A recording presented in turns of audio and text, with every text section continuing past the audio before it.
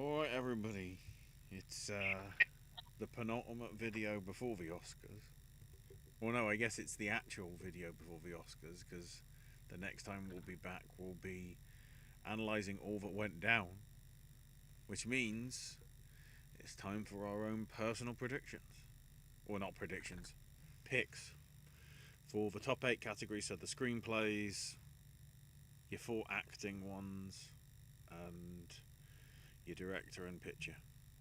From myself, AJ, and Owen. Not necessarily in that order. Um, Kind of, to slightly, clarify, but not. yeah. To clarify as well, I'll read these out because they sort of, I think, do pertain to what we're talking about today, Josie. Josie's saying, my personal picks aren't finalised yet as I'm waiting to do my personal picks on the weekend of the 28th, 29th. So, what, 2 weeks from now, roughly? Because I was waiting to finally see Bygan's Resurrection, as it's premiering on the Criterion channel on March 24th. And she also mentions The Great Outdoors will be coming to 4K from Kino on May 26th.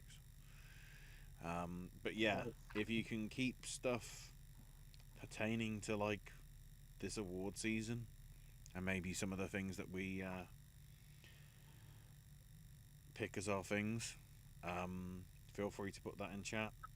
Anything else, try and save that for either the actual Oscars post show talk, or if it's not relating anything to the award season, to the end of the month when we get back to doing the hangouts to just talk about general movie news rather than the award season.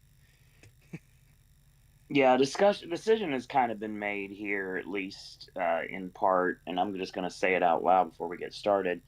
We're going to do 2 hangouts a month. They're going to be at different parts. They're not going to be one after another. They're going to be in between. So that's going to be a thing that's going to be starting after the Oscars. So it's going to start in April. And that's going to take us all the way to, it takes me to haunt season, and it takes us to award season again in August. So Mm-hmm. in the meantime, we're going to have the regular content on the channel. We still have that 2009 retrospective we're going to be doing in the near future as well. And all the AJ and Ashley content and my content in the meantime. So yes, we'll start off with the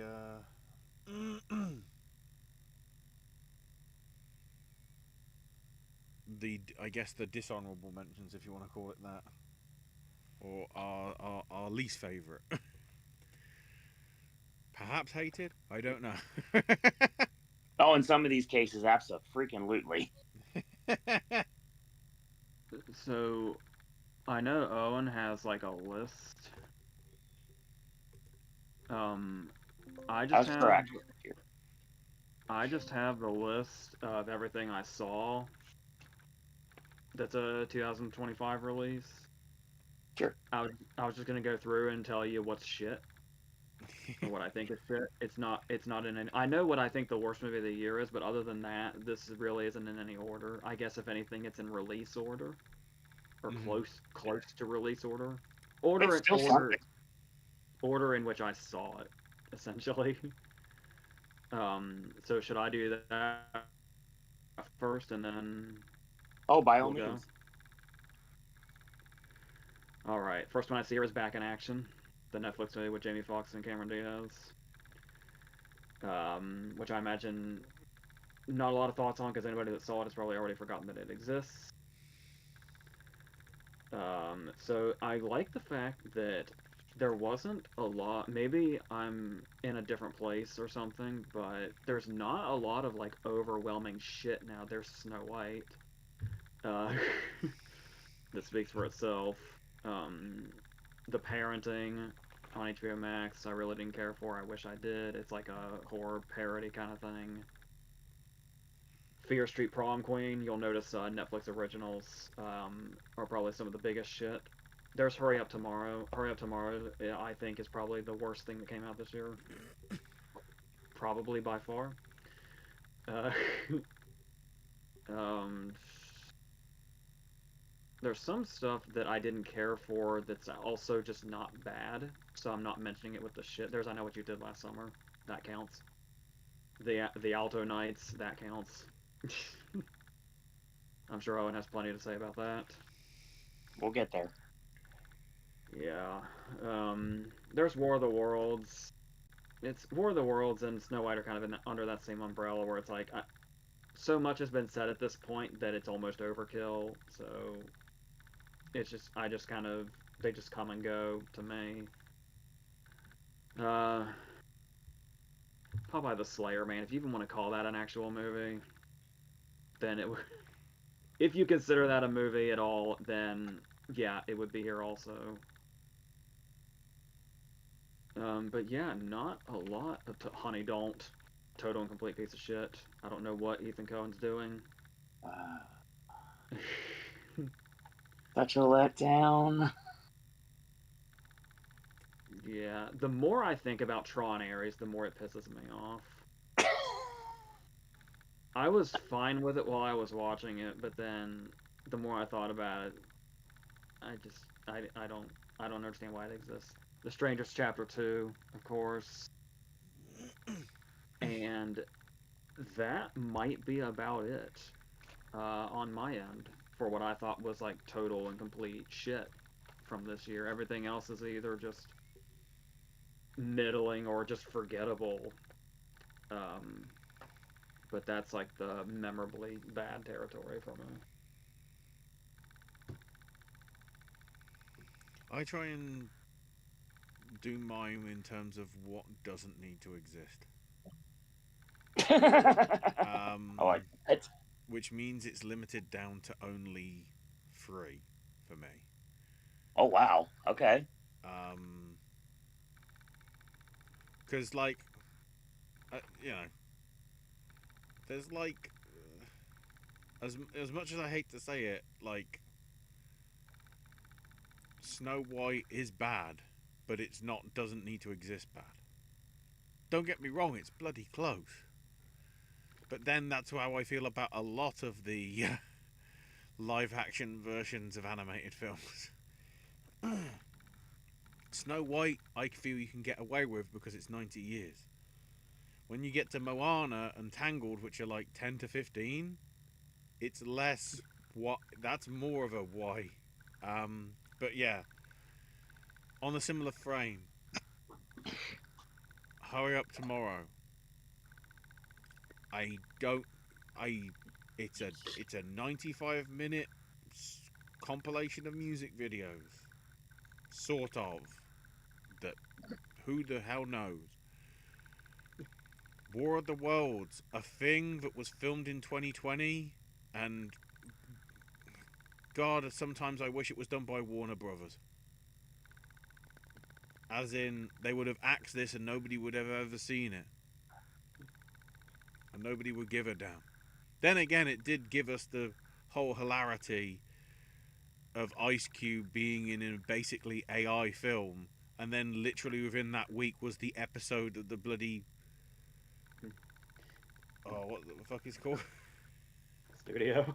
Yeah, the studio, where he's going, fuck AI. It's like... Perfect. And then, because I'm pretty sure they both came out last year, Strangers Chapter 2 and 3.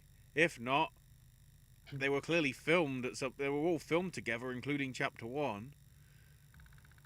It didn't need to happen. You gave Rennie Hamlin a lot of money to do a shit film, and lo and behold, a shit film. He doesn't just do Die Hard 2 anymore. You look at his sort of work over the last 10 years. I don't think he's done a good film in any of them, I think. I mean, he is responsible for Cliffhanger and The Long Kiss Goodnight, so he's got that going for him. And the Dream Master, Nightmare on Elm Street 4, which I will stand by is underrated. Yeah, but I'm talking about from 2014 when he did Ben-Hur, when there was another Ben-Hur and nobody gave a shit about his Ben-Hur and gave less, well, more of a less of a shit about the Dwayne or the not Dwayne. What was it? Yeah, Yeah, that's what you're talking about, the Hercules Yeah, movies. It is. whatever. You're on the right path. Ben Hur was the same thing. I know it wasn't Rennie Hamlin, but like, stop giving him. Who? I know John McTiernan went to prison, but like, most of the stuff he made when he came out wasn't as bad as what Hamlin. Dear God. So yeah, those are the three that I'm like, this didn't need to be in a cinema. It wasted, you know. Well, in the case of War of the Worlds, it wasn't even in a cinema. So that's probably less of a dishonorable mention because even Amazon were like, we're not putting this shit out. Just put it on the fucking streaming service. Whoop. just, just listening to that progressive evolution of Rennie Harlan's name as you went was more entertaining than anything he's put out on a dick. I'm pretty sure you just made a comment about a NASCAR driver, Ashley. That's Rennie Hamlin. I mean, I was getting. It might be Remy from Ratatouille, and I'm showing my hatred there. I don't know. I don't hate Ratatouille at all. I actually really enjoy it. But it's like part of me was going to call him, you know, Remy you know, Remy Hamlin. It was like even crazier. We're overlapping. Either way, stop giving him jobs. He can retire. Just let him do commentaries for Long Kiss Goodnight, you know, anniversary on 4K, because somebody will do that. That'll do. So I don't need to elaborate, and I'm not going to either. So if you prod me, I'll probably say what I need to say. But I took the time this year to make lists because, you know, I actually watched more movies this year than I did last year, but quite a wide margin, actually. I ended up with 130. As you know, I don't stream, so all of them were theatrical, so I'm very happy with that. And given the fact I don't stream, I dodged a lot of bullets that AJ and Ashley obviously didn't. Because I don't go to those movies anyway. So they're not, if they don't come across my theater screen, they're not coming across my desk anyway. So I don't worry about them. So I miss a lot of things that everybody absolutely hates. Or I just don't watch movies I don't want to see. So I don't have to have stuff like War of the Worlds and Snow White and things like that. They're universally hated. But I got my list. Start out with my dishonorable mentions. I will not elaborate, but I have to be honest with myself. My last on this list is Frankenstein. I don't hate it, but I still would call it a dishonorable mention overall. Ella McKay, complete garbage. Him could have been really good, and there was a good movie in there, as AJ and I have discussed, but it wasn't what was on the screen. I think Death of a Unicorn was a huge waste of time. Could have been a lot better than it was.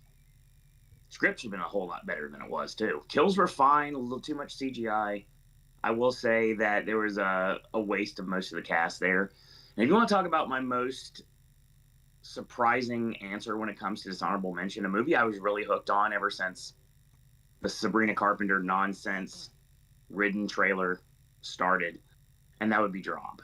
I thought I was going to like Drop. I just couldn't get into Drop. Dishonorable mention.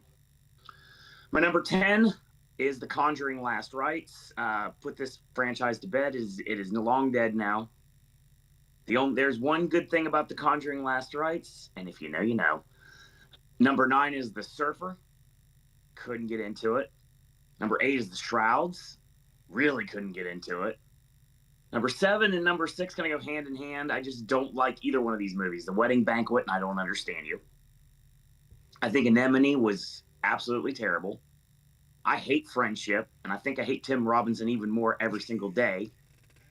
My 3 is Hurry Up Tomorrow, because, you know, honestly, it'd make good fodder for a Halloween Horror Nights house, but that's all I'm going to say about it. And Jenna Ortega is not Patrick Bateman. No matter how much they try to make that happen. Sorry, Abel, it didn't work out for you. Number 2 is The Alto Nights, the only movie that I absolutely tried to fall asleep during, and I couldn't. I changed positions like 4 times in that theater by myself. I laid across chairs. I leaned across chairs. I was hunched over in chairs. I was doing everything I could to fall asleep. I couldn't. That movie is god awful garbage and would have been number one if not for the fact that Fackham Hulk has to be one of the worst things I've seen in recent memory. Don't know why it affected me this much, but I hated that movie. That's my list. I'd elaborate on Facamol, but I actually missed it. So, No, you didn't. Trust okay. me. No, you didn't. I didn't Okay, skip. I'll give you an example. Let's say Friedberg and Seltzer, from when they were at their worst, watched way too many episodes of Downton Abbey, and wrote one of the worst scripts known to man. You have seen I, Fackham Hulk. I can't imagine it's as bad as them at their worst. It's terrible. It is I can't even terrible. imagine. Terrible piece of garbage. I can't even imagine something like that. I saw it. I can't imagine it. I don't want to think about it anymore, and I'm not going to talk about it after today. That's the last sentence you're getting about Fackham Hall, unless someone wants to bring it up in chat. But now we got through the garbage. Let's have some fun. Welcome to the 2026 If We Picked the Oscar nominees and winners. Yeah, let's explain that. For we always try to get ahead of the morons they, that have a hard time grasping what this concept is. It's exactly what you just said. It's if we decided the nominees and the winners. Some of these might cross over with what they actually went with, a lot probably won't. And it doesn't have to be like we're going on our own tastes. It's not something that like there's a lot of stuff that the Academy might just have never gone for, which is also kind of the reason for doing this in the first place. Exactly. And that's what we're doing. So I'm not sure how you guys are structured. I know I have top tens for these, but it's really 6 through 10 are honorable mentions, and the five are the actual five. And then pictures just our top 10 of the year. I have that. I just don't have. I have a 6 through 10 for every category, but I don't have anything beyond that. And I just have stuff that's not in any particular order, under 10 occasionally, that's Mhm. just this is something that was in my head but ultimately got bumped out. Sure. So, and we do the big A categories like our typical prediction videos. So, is that clear? To anybody who might, be seeing these for the first time, or yeah, I think it's a I think it's a relatively simple concept. Just if we pick the nominees and winners, but sometimes it's a lost concept on people, I guess. So, are we ready? Let's go. All right. So, as usual, we'd be starting with adapted screenplay. You know, when it came to doing 6 through 10, I got to 9, and then I wasn't sure. It's interesting how a common complaint is there's no original ideas. Hollywood's out of ideas. Everything's out of ideas. Original is always the category that's overflowing, and adapted is the one that's sometimes hard to fill in. So make of that what you will. I knew. Look, I like Wake Up Dead Man, but I knew it was my I need a 10th slot to fall back on choice. It's fair. So for me, 10 is Wake Up Dead Man, 9 is Pillion, 8 is The Ballad of Wallace Island, 7 is Hamnet, and 6 is 28 Years Later. So, if I personally, myself, had voted for nominees for adapted screenplay, my number 5 would be Begonia. looking at it from what the original movie was, and in the way Will Tracy and Lanthimos just completely kind of made their own thing that feels like it's in its own world, feels like a Lanthimos movie, but also a little more. I don't know, because he was in that place for a while where it was kind of either period or in like its own place. This feels like something that's right here and right now. It's almost jarring to see them in these characters in a modern looking world. And the fact that most of it's just dialogue going back and forth with various characters, and it's intriguing the whole time, and I do love this movie. So my number four would be The Long Walk, which I've raved about since it came out, being the Stephen King fan that I am, but also a lot of talk around the changes they made from the book, especially. Because not only do you have like the great dialogue and the back and forth between all the characters, and being able to get this core group of characters that's still like 10, and they all feel like fleshed out characters, and they all have this great relationship with each other that goes in various different ways as they're all kind of losing their minds as they go. But I do also want to highlight the changes, especially since we're talking adaptation. And I think some of them might have been controversial. I loved the changes as soon as they hit the first time I saw them. I was like, that's a really good way to take this. I was explaining to somebody recently how I think the great thing about him wanting to take the major out and that being his motivation, something that's not in the book at all, feels like it gives it a place to go and feels like it gives it a climax to reach. I know a lot of people like the ending of the book and prefer it. I feel like the end of the book just kind of stops. So to be able to shape the story in a way that it has a climax, and obviously there's other big changes that happen, I do think are effective and kind of surpass what I would have expected from an adaptation of that book. So I love that. My number three is Train Dreams, a very thin book. I love that Will Patton does the audiobook, and they also got him to be the narrator of the movie. So it basically feels like you're watching a book come to life, while also watching real life in a sense. And even though the movie's like dialogue or any kind of story isn't something you're gonna think of immediately when you think of Train Dreams, there's still something so beautiful about the writing of the story in itself, apart from watching it play out. So I just love everything about Train Dreams, to be honest. So my number two would be One Battle After Another, which I've been saying that I think my favorite thing about this is the fact that if you know anything about Vineland, the book it's based on, Paul Thomas Anderson basically wrote an original screenplay. Like, like this is basically all him, and all of these really funny and bizarre characters and these interesting story points and these additions of this whole underlying system. A lot of this apparently came from Del Toro also, but just creating this whole vast story out of this very sort of loose foundation of just kind of finding a vibe rather than the story itself, and then branching off from there and doing his own thing and making a story that feels wholly original out of an adaptation is insane work and could probably only be pulled off by him and very few other people.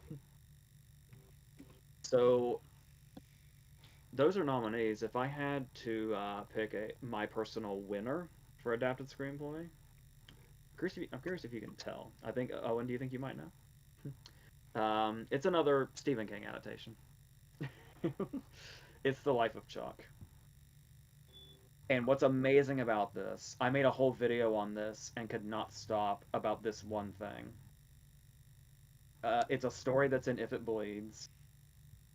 And when I read If It Bleeds for the first time, when it pretty much first came out in the 2020 era, the COVID era, the lockdown era.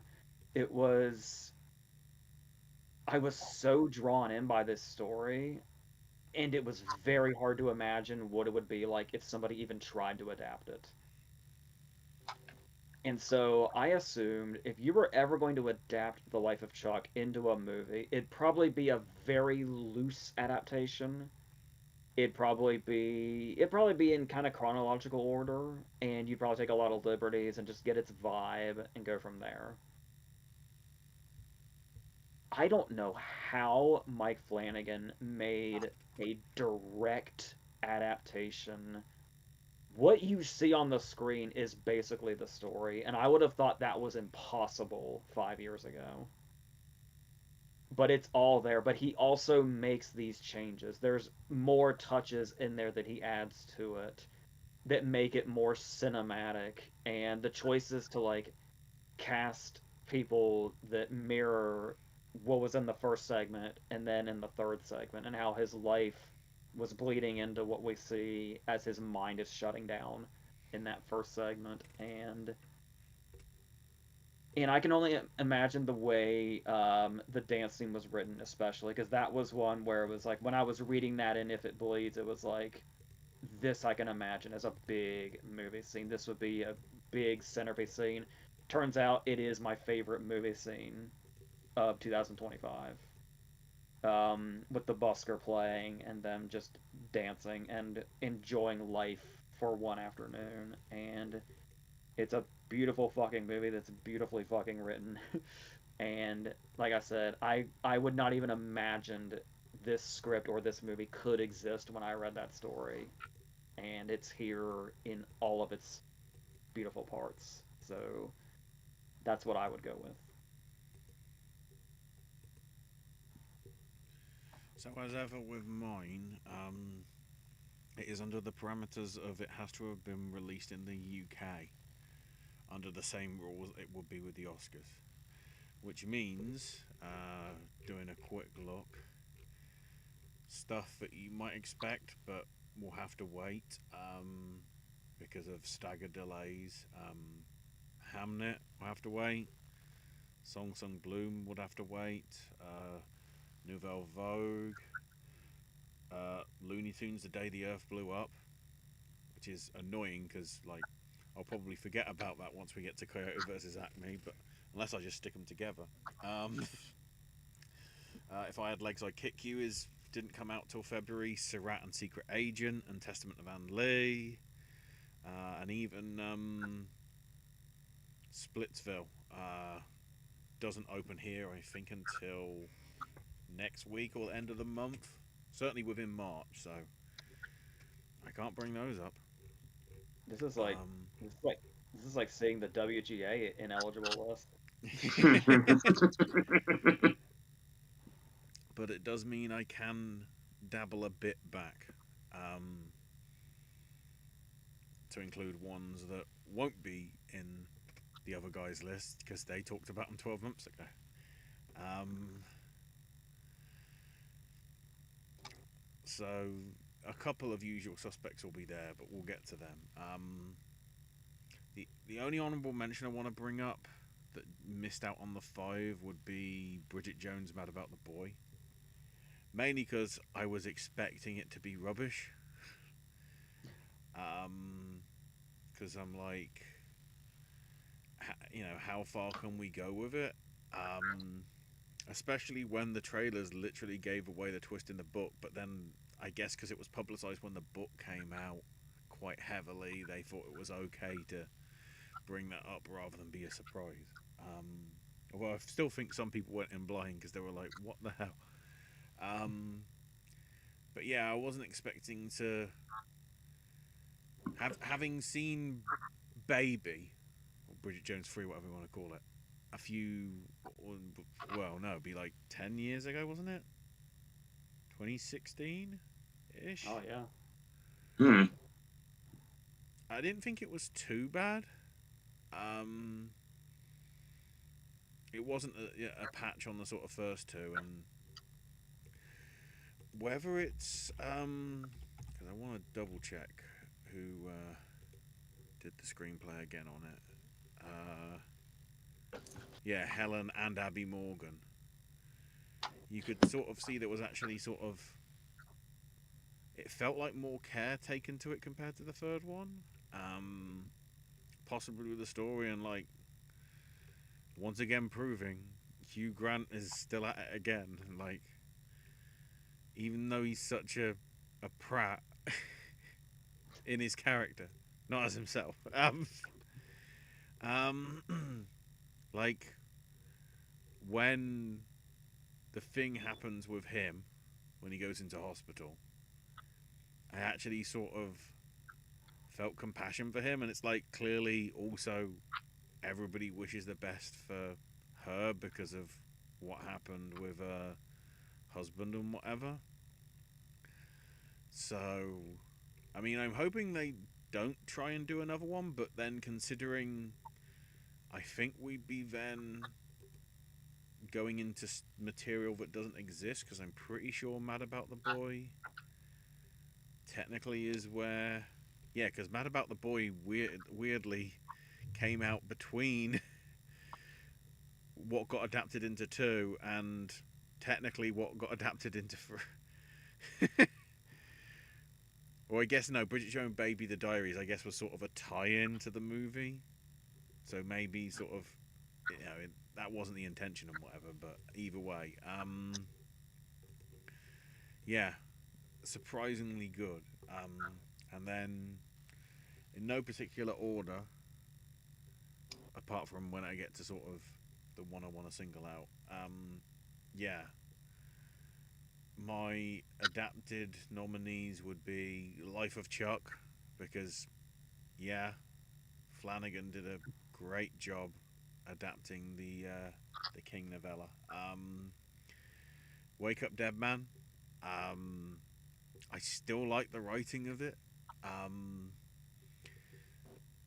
I'll be honest, other than one appearance in the acting, it's not making it anywhere else in my list, bar an honourable mention for picture. Mainly because it didn't have enough of oomph, like, because I think Glass Onion just about made it in my 10, for, and then Knives Out definitely did. I'm pretty sure. But yeah, it's still a good script. I mean, it's good to see sort of like mystery dramas that aren't adapted from stuff that's already there. So it's like I can look up and see who did it.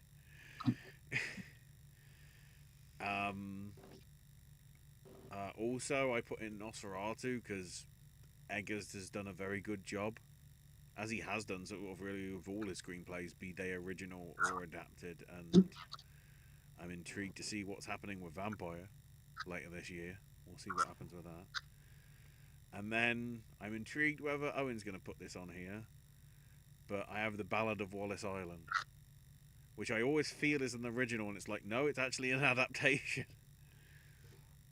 Such a great sort of little quaint sort of film with like a concept that sort of feels like you've seen it before, but really isn't, and it's just really done well by Tim Key. And oh, I can't remember. No, I don't Tom want Basden. I don't want the Ballad of a Small Player. Yeah, just very good job.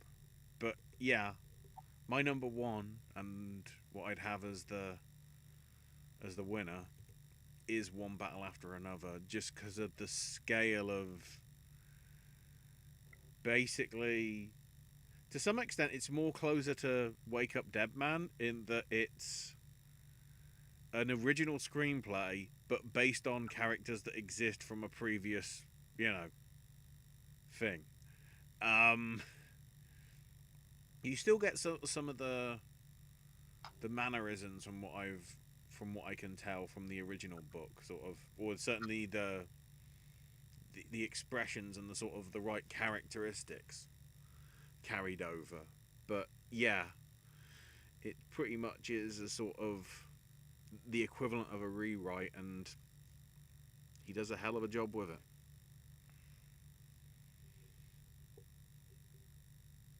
All right.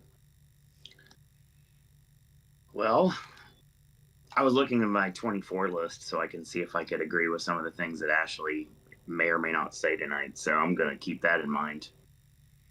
My honorable mentions for adapted Song Sung Blue, which I know I'm shocked it's not in my four, but it's not. Roof Man. Roof Man was a whole lot better than anyone ever thought it would be. The trailer like hooked me right away, and it delivered 100%. The Housemaid, which I'll be honest with you, I didn't realize how much I needed a trashy 90s thriller in my life as much as I did when I saw that movie. And of course, ending with I Did Something Bad didn't hurt either, obviously. I throw a shout out to Hamilton because I finally got to see it, so I can actually rate it this year. And my last cut was The Naked Gun. Mm-hmm. I was never really a Lonely Island guy at all. I actually made fun of Sandberg quite a bit back in the day. And then I saw Popstar, and my opinions on them changed completely, and it hasn't went away ever since. Now I know Schaefer being by themselves and not working with Sandberg is a completely different situation, but it still had a lot of that pop star humor in it as well. And plus, it was just really well done. And I know everybody in the world is Liam Neeson out by now, but you know, if we don't have Leslie Nielsen anymore, I couldn't think of a better person to play Frank Drebin. Honestly, I'm totally down for there to be another movie. I hope there is. Best Adapted Screenplay, the nominees, Clint Bentley for Train Dreams. Yeah, I'm shocked too. I wasn't sure I was going to go all in on Train Dreams, but I did. Matching up to Greg Quidar being from Sing Sing a couple years ago. So both of them are getting accolades in my list. I Love the Long Walk. That's my next nominee. And to tie in the King connection, The Life of Chuck. My runner-up here would be The Ballad of Wallace Island. And of course, just like what hopefully will happen Sunday, Best Adapted Screenplay, Paul Thomas Anderson, One Battle After Another.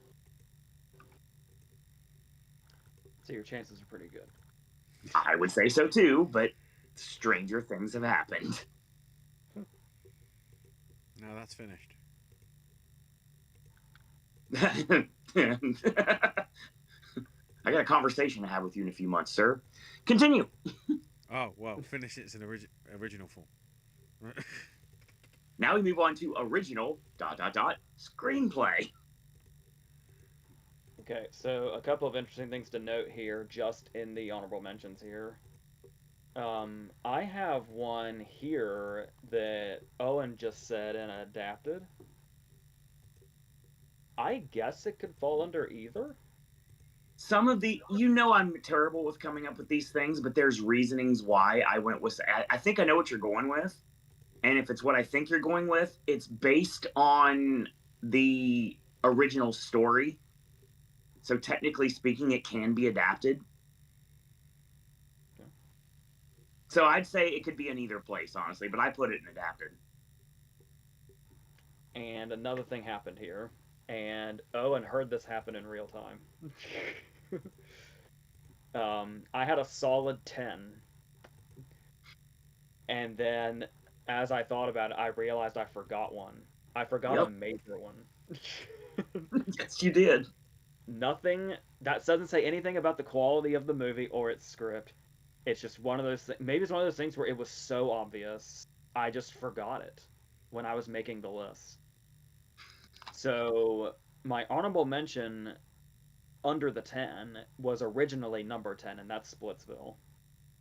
Yes. I didn't have any room. I felt bad about that. Yeah, it is no longer in the 10 because I fucking forgot a major movie. So, for 10, I have Twinless. For 9, I have Lurker. These are all, by the way, ones that would be in a top 5 in any other year. Number 8, Black Bag. Nice. And yeah, this is our thing. Number 7 in original, I have Roofman. Yep. And number 6, I could have sworn was in the 5, but again, that thing happened. It's Sovereign, which I've talked a lot about over the year. Yes. So that brings us to my 5. So my number 5 in original is Bob Trevino Likes It. Yes. A movie that is original, but I also love that. Am I reading this movie correctly? That the reveal that it's a true story is almost a twist. I would say so, for Because sure. it catches you off guard when that text comes up. And we see how closely she just adapted real life, though it is an original screenplay, with characters that feel really original, and the way she took these conversations that must have happened and made them almost seem theatrical and cinematic and movie like, but does feel authentic and like painfully authentic in many ways. Also, I'm mainly thinking of the French Stewart scenes Yeah. as Oh my far as God. like Yes. really painful scenes, and then just the really natural dialogue between Bob and holy shit, I'm blanking on Barbie Ferrera's character's name.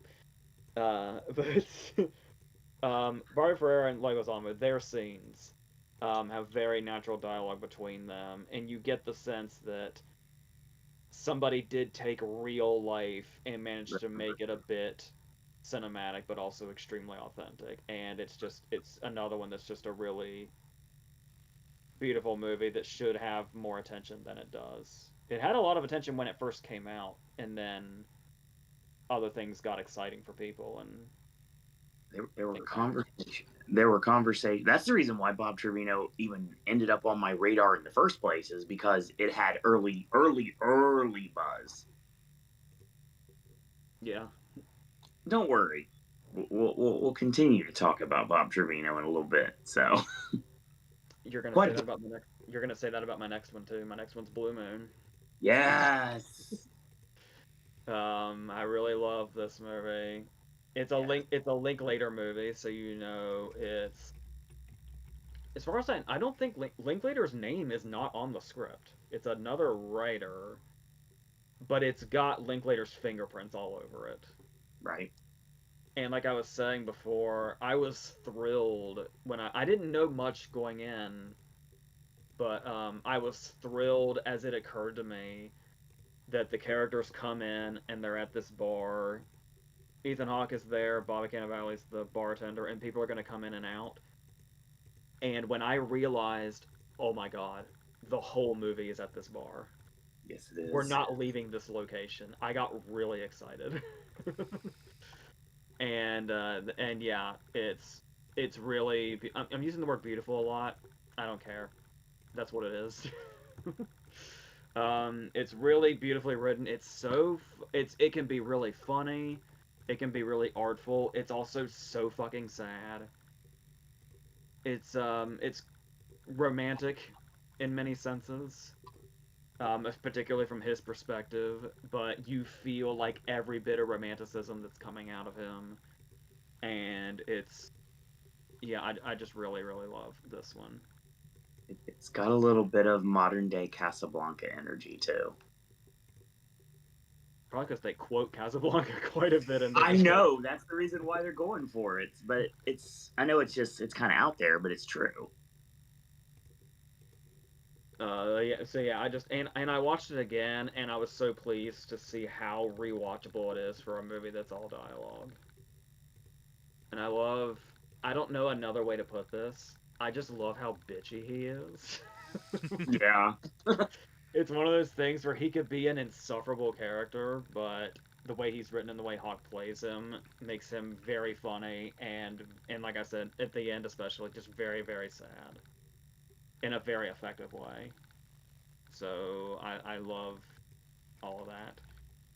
Got a little bit of like Carl Fredrickson vibes. Lovable curmudgeon. 2 and 3, I had a really hard time deciding which goes where. So two and three for me are more or less interchangeable. Sure. I'm gonna say, see, I'm looking at an order right now, but I'm thinking about if I want to change it. I'll say I have Sinners at three.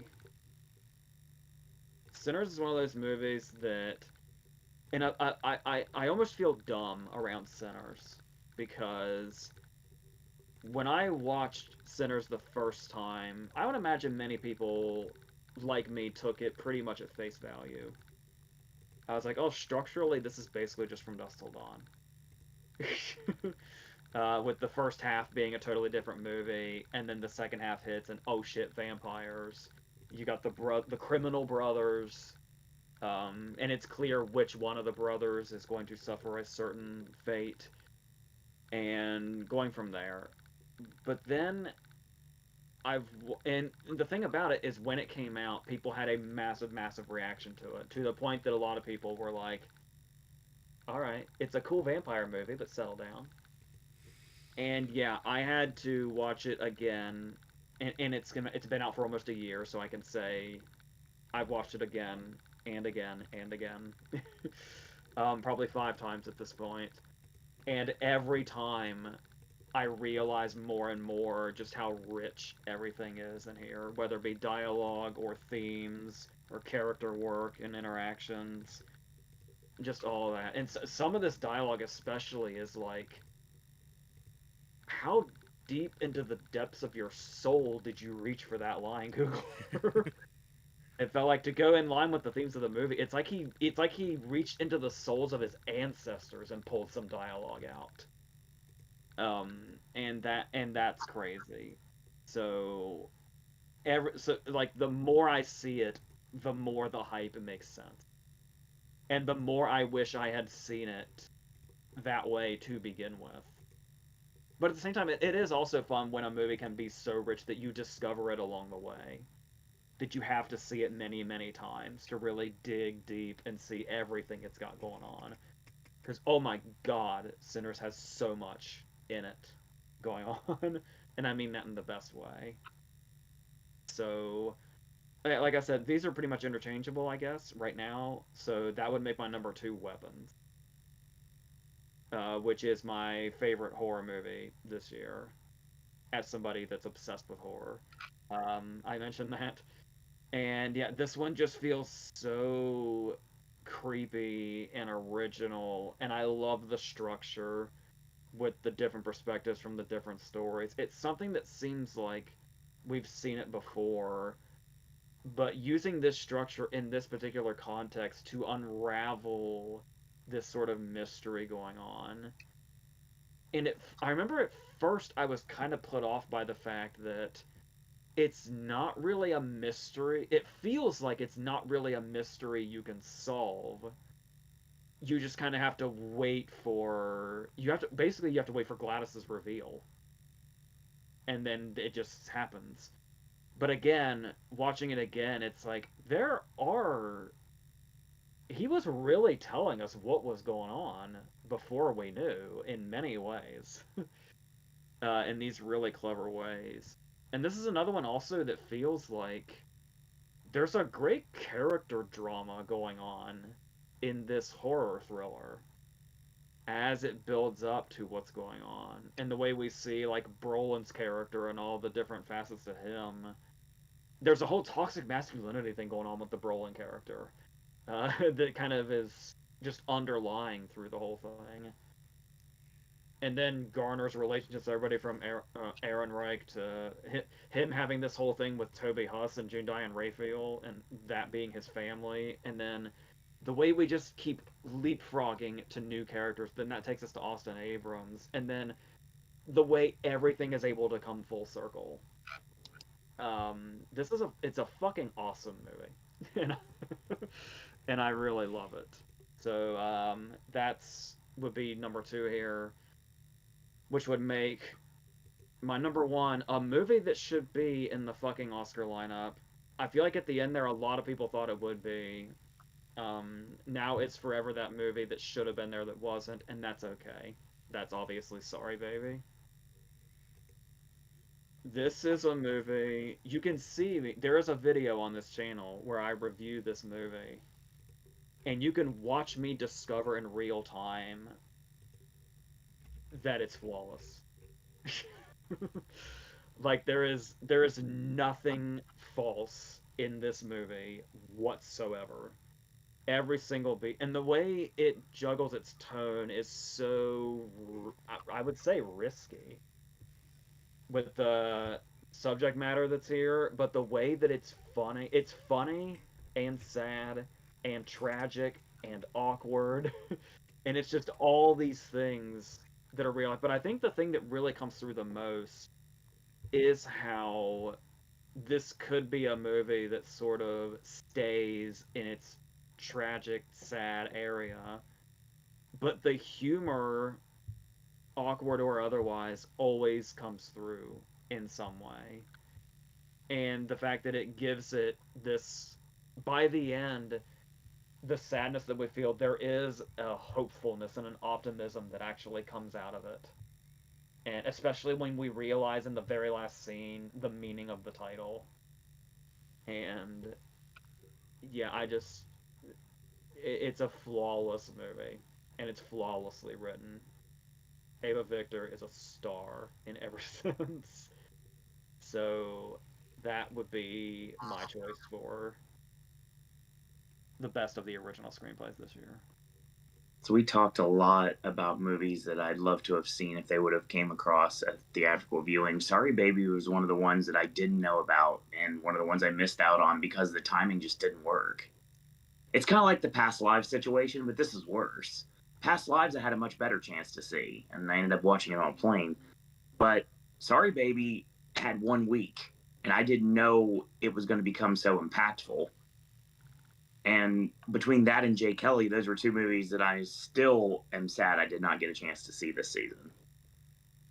Because I think both of them could have easily made my list.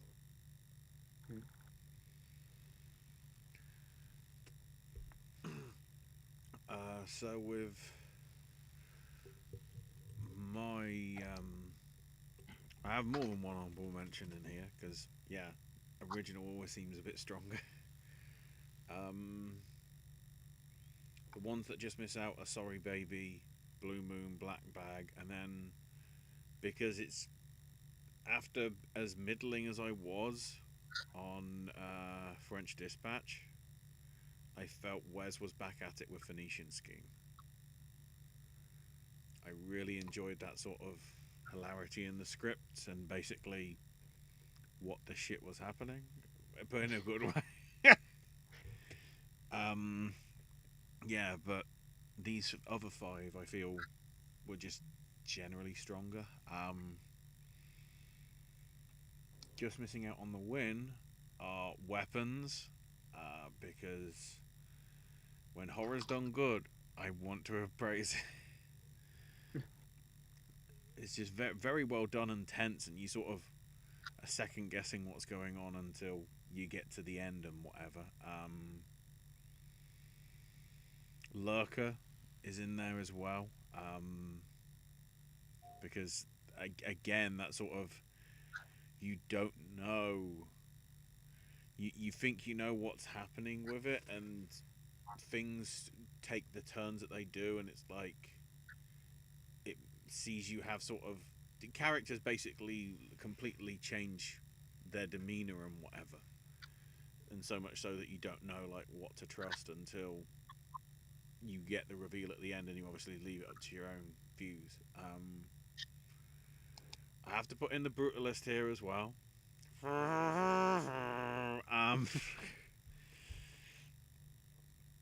Because a 3.5, daring to have an interval into God knows how many of the Gen Z people that would have just walked out probably during the overture, uh, given how the industry seemingly gone in 2025 with some of the things I've heard with stories of even shorter films, yet alone brutalist length stuff.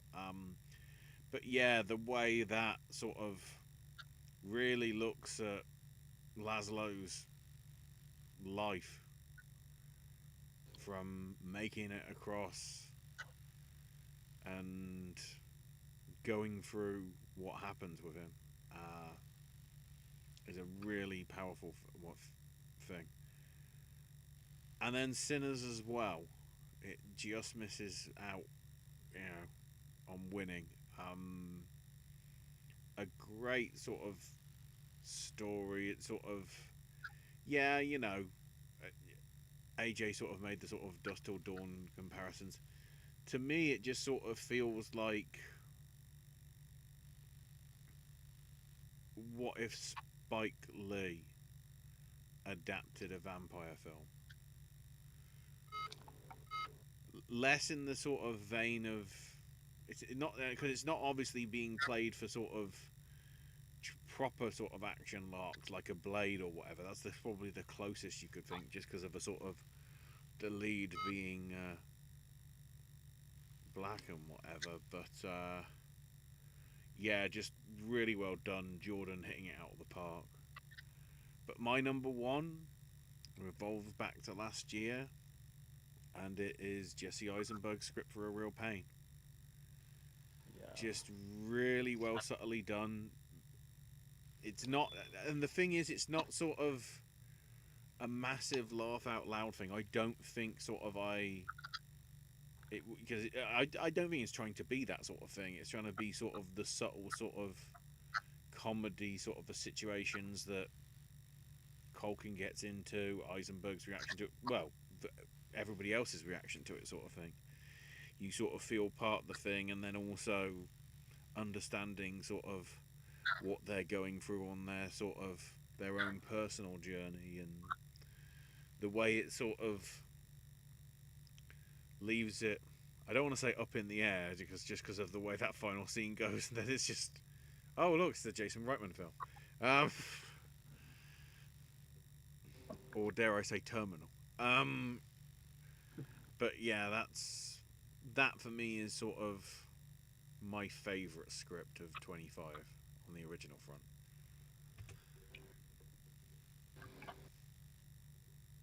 All right. So everyone here that has been watching for a long time knows I literally wear my heart on my wrist, also on my sleeve. But at the end of the day, sometimes movies that most people completely gloss over or absolutely despise, or just a little column A, a little column B, end up on my list because they hit home at the right time. So, of course, I have to throw out my most honorable mention to Big, Bold, Beautiful Journey. It's, I don't need to elaborate. The Phoenician Scheme. Always have room for Wes Anderson on my list, whether it is in the five or whether it's in the honorable mention. Sinners. A movie that most people did not see, unfortunately, that I will be continuously talking about in this show is going to be Dust Bunny. I really took to that movie greatly, and I really wish more people would have been able to see it. And Marty Supreme. But my original screenplay lineup, the nominees are Steven Soderbergh for Presence. Nice. Presence really stuck with me, like in a great way all year.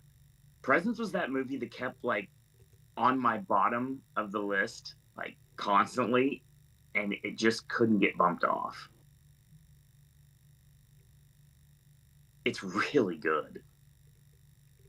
And I love the convention of basically making the camera see what the ghost is seeing, and then it's not necessarily what's really going on. It's showing everything, and it has to, because when the twist happens, you're not expecting it. And I love stuff like that. Nominee be Zach Kreger for Weapons. I love Weapons. Weapons is great. Weapons has great dialogue. Weapons can be absolutely outright hilarious in places.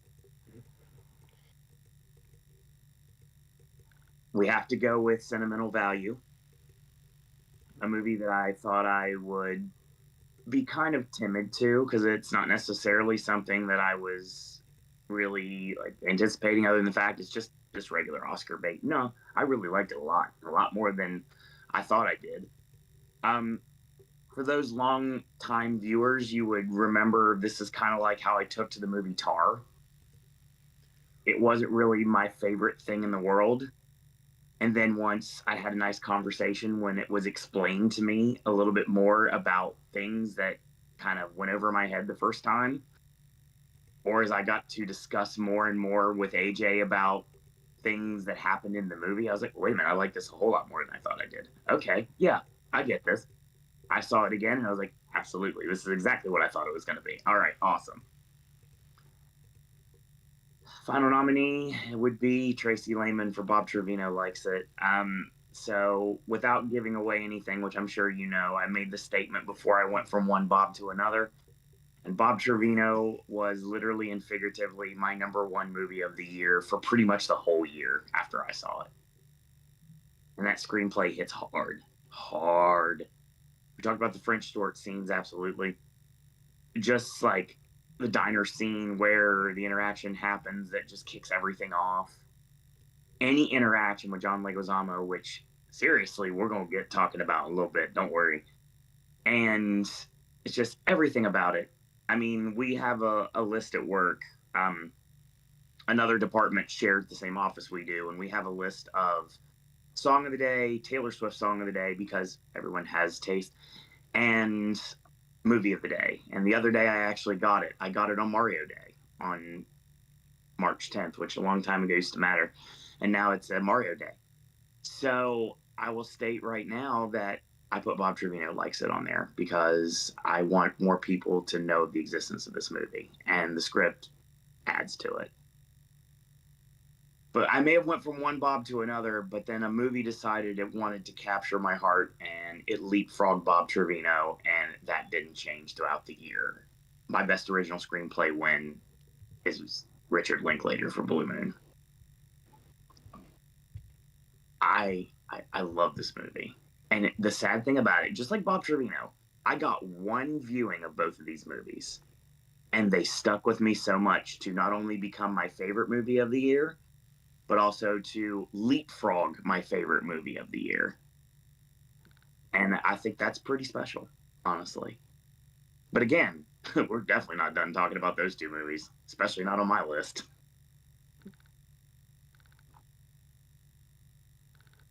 All right, are we on to acting? We are on to acting. All right, supporting actress. This one usually is kind of a weak category and hard to fill out. Right? I did okay this year. I've got two honorable mentions under the 10.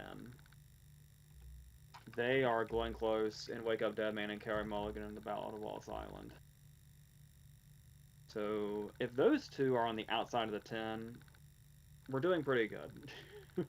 Of course.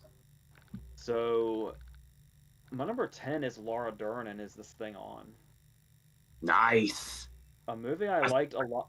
I liked a lot more than I thought I would. I support this choice 100%. And I went with one of the sentimental value actresses. I went with Elle Fanning. But that could change here and there as time goes on. Certainly. Number 8, Naomi Ackie for Sorry Baby. Number 7, it was inevitable, my beloved Emily Blunt for The Smashing Machine. And 6, who is extremely close to 5, is Jane Levy in A Little Prayer, who got a nice shout out from the Spirit Awards, so that's nice. So, my number 5 is somebody in their proper category, for once. My number 5 in supporting actress is Chase Infinity. Yeah, it's like, what, her first movie? She'd only done Presumed Innocent before this, and maybe one other thing. Playing a character who is a teenager, who is basically thrust into a world where all of her dad's paranoia through her whole life, it turns out, was all true. And now she has to navigate herself, along with Regina Hall has to help navigate her throughout all of this insanity as she reacts along the way and sort of becomes her own action hero as it goes. Honestly, the scene that sticks out to me is when they're with like the nuns or whatever they are, and it's like the first time she really pauses after all this is taken off, and she just breaks down and cries in bed. And it's like you really get the weight of all of this and like all this stuff that she never thought would happen, all happening at once in a really big way. And now she's in like a strange place. The way she plays that is really authentic. And then again, by the end of it, when she gets to be like one of the action heroes of the movie, and it just transitions so well. And she has so much to transition. All of this happens quickly enough that her wardrobe never changes for the entire movie. She's wearing like her thing in the dojo in her first scene, and then what she's wearing to the dance isn't that. And then the obviously the epilogue, but yeah, her costume like never changes through the movie. That's how much of a sudden transition this character is going through. That's something that always stood out to me. That's kind of insane. So yeah, all of her praise is warranted as long as it's in the right category. My number four is a performance that walks a very fine line. We're in 28 years later. This is a performance that's kind of super over the top, but also very grounded in a way, as she gets the big performance where her mind is all over the place and she's clearly sick and dying. And then we also get this side of the performance that is watching a person come to terms with their fate in this very stoic way. And the way she's kind of able to go back and forth with that and ultimately ending up at her final scenes with Fines. Um, this was one where that, like I said, that's just a very fine line to walk throughout this, and I feel like she pulled that off. She's obviously an extremely acclaimed actress. I feel like this is one of those cases that really shows off what she's capable of. So my number three is Kirsten Dunst in Roofman. I think what I really love about her here is another word I've been using a lot is authentic and authenticity. What's interesting is Dunst has often played these characters, particularly in like the 2000s or so, or maybe the late 90s, where these characters that are easy to fall in love with along with the main characters. And you would, in one case in particular, she was the embodiment of the phrase manic pixie dream girl. And she kind of gets that vibe. But what I like about this is this character and this performance is basically if those characters actually existed in real life. Like she's a character you feel like you can actually fall in love with the way you would like a Manic Pixie Dream Girl, but she feels like a real person. Obviously, she is a real person. She's playing a real person, but she also just feels like a real person in all her scenes, and everything feels so authentic.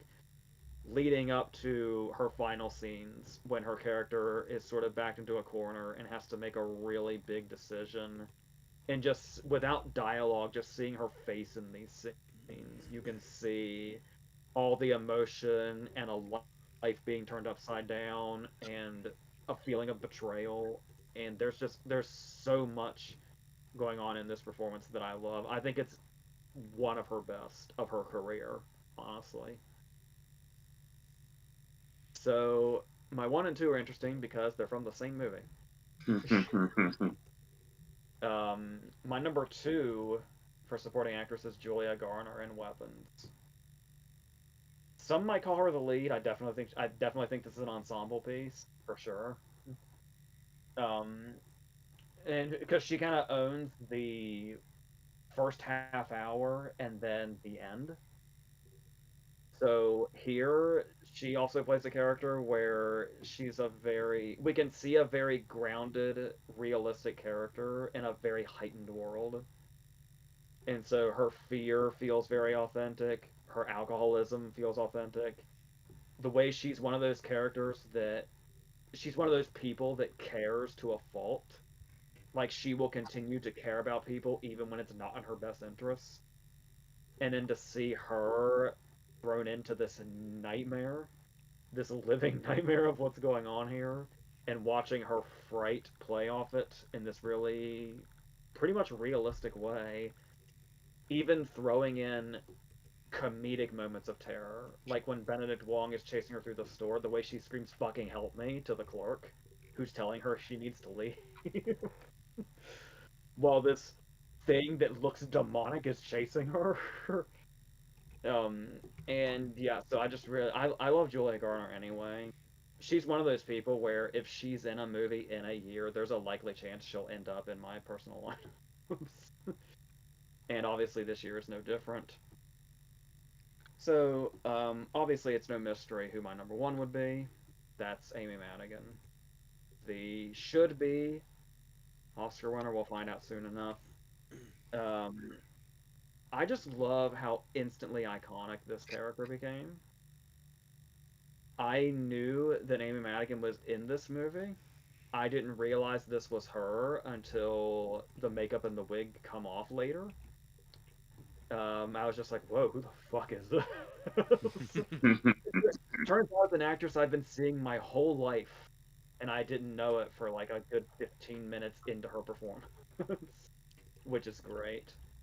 And just the commitment to this. Brolin had a great story about when he ran into her on the set when she was going out to shoot for like the first time, and he was like, "Really? That's that's how much you're going in," and she was just thrilled to be going this much in. She couldn't wait to get on the set and play this character, and you just get that sense through this. Um, she's terrifying and hilarious, and those scenes, especially at the table with Alex, when like she's really toned down and you can really see the evil coming through amidst all of the otherwise chaos of the character. And yeah, I just yeah, this is perfect. I love this. And again, as somebody obsessed with horror, it's always great to see not only a new iconic horror performance, but one that gets the recognition to back it up. It is always fantastic, and I'm so glad that she's gotten that. So that's my supporting actress lineup. Um, this one I'll try and explain. Um, the honourable mention is Glenn Close for Wake Up Dead Man. Um, just because it seems fitting, you know, she chews the scenery as much as she needs to for that sort of role. Um, which technically means I only have 4 films in supporting actress because there's too many people. The only one that sort of stands alone is Mia Frippleton for Phoenician Scheme. The only nomination I have here for the acting because I feel it's her sort of as the really the sort of person we see it from their viewpoint because it's her coming to terms with everything that her dad or not her dad or her dad um uh goes for and everything over the course of that couple of hours and whatever. Then I have Amy Madigan here for weapons, but yeah, Garner also needs to get some credit as well. So that this is why I'm only making it 4 because the 4 films are going to have at least 8 nominations. So this is how I'm getting around it. I'm cutting it back because there's too many people that I can't split.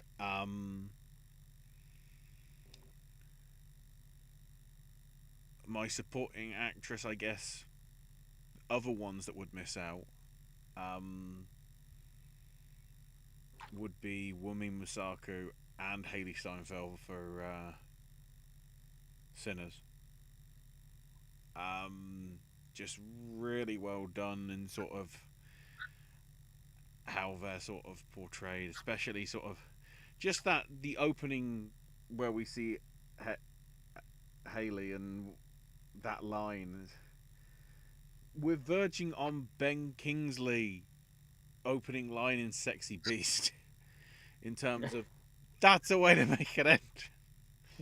That stuck with me.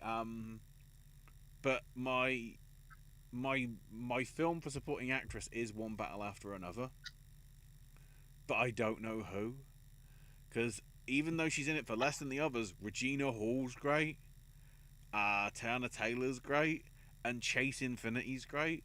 I didn't feel comfortable putting her as lead as much as sort of other people were because yeah, it's sort of yes, she has a lot of the film to herself when we get to sort of the third act and whatever.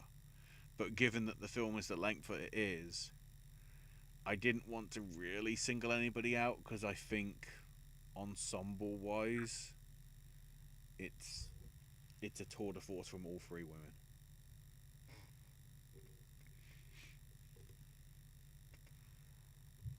All right. My honorable mentions.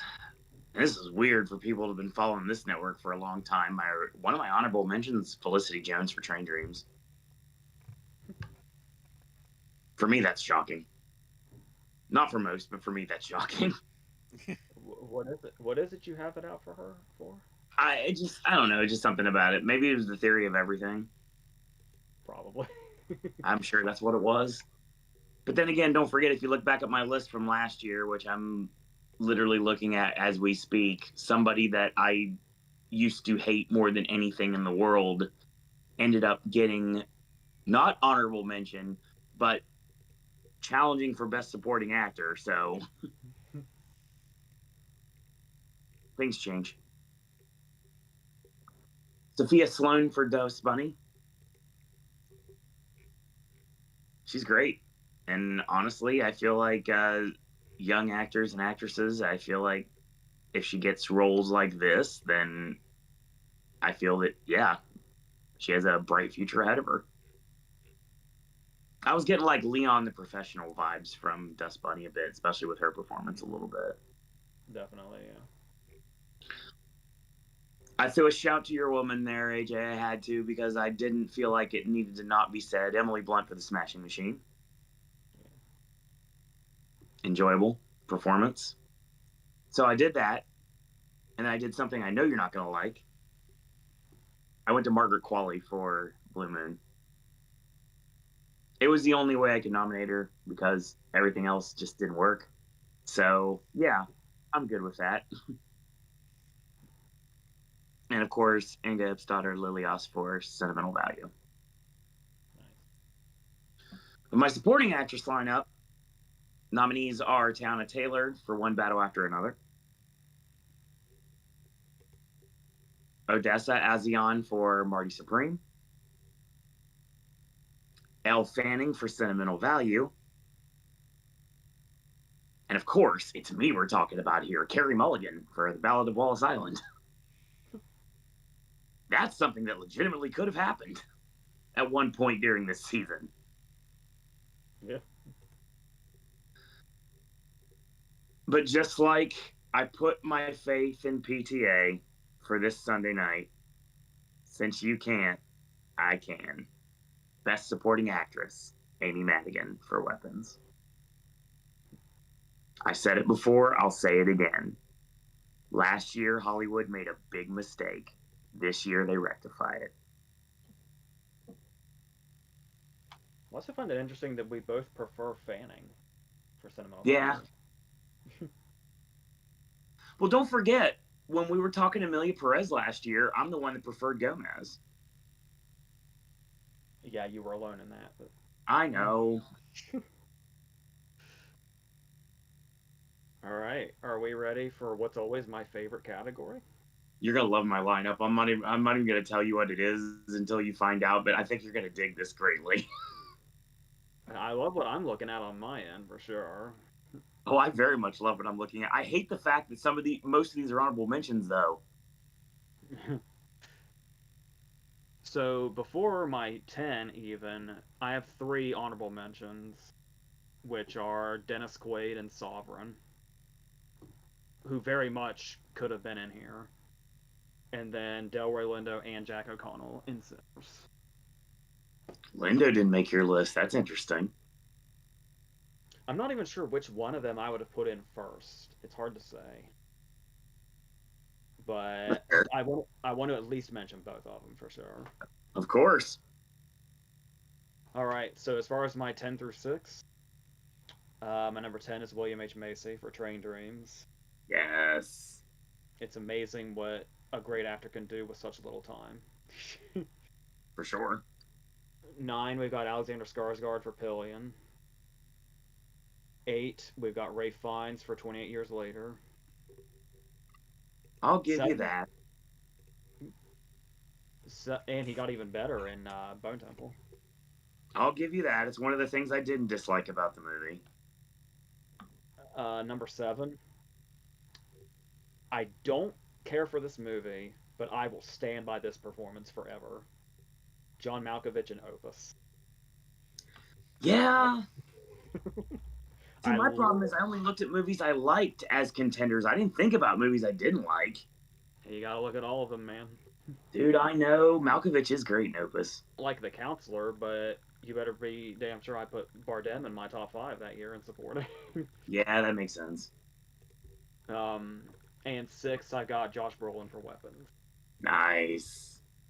who I would have loved to have put in the 5, but I love this 5 just a little more. Something interesting happened with my number 5. It's the same thing that happened with my supporting actress win last year. I thought it was somebody else, and then I saw the movie again, and my attention went a different way. All right. So, a performance I've been saying has been overlooked all season. Matthew Lillard even just brought this up doing a Scream 7 interview. Mark Hamill in The Life of Chuck. Yes. How fucking great is Mark Hamill in The Life of Chuck? Well, I got a 4K of The Life of Chuck, and I rewatched it. And I still love Mark Hamill in The Life of Chuck.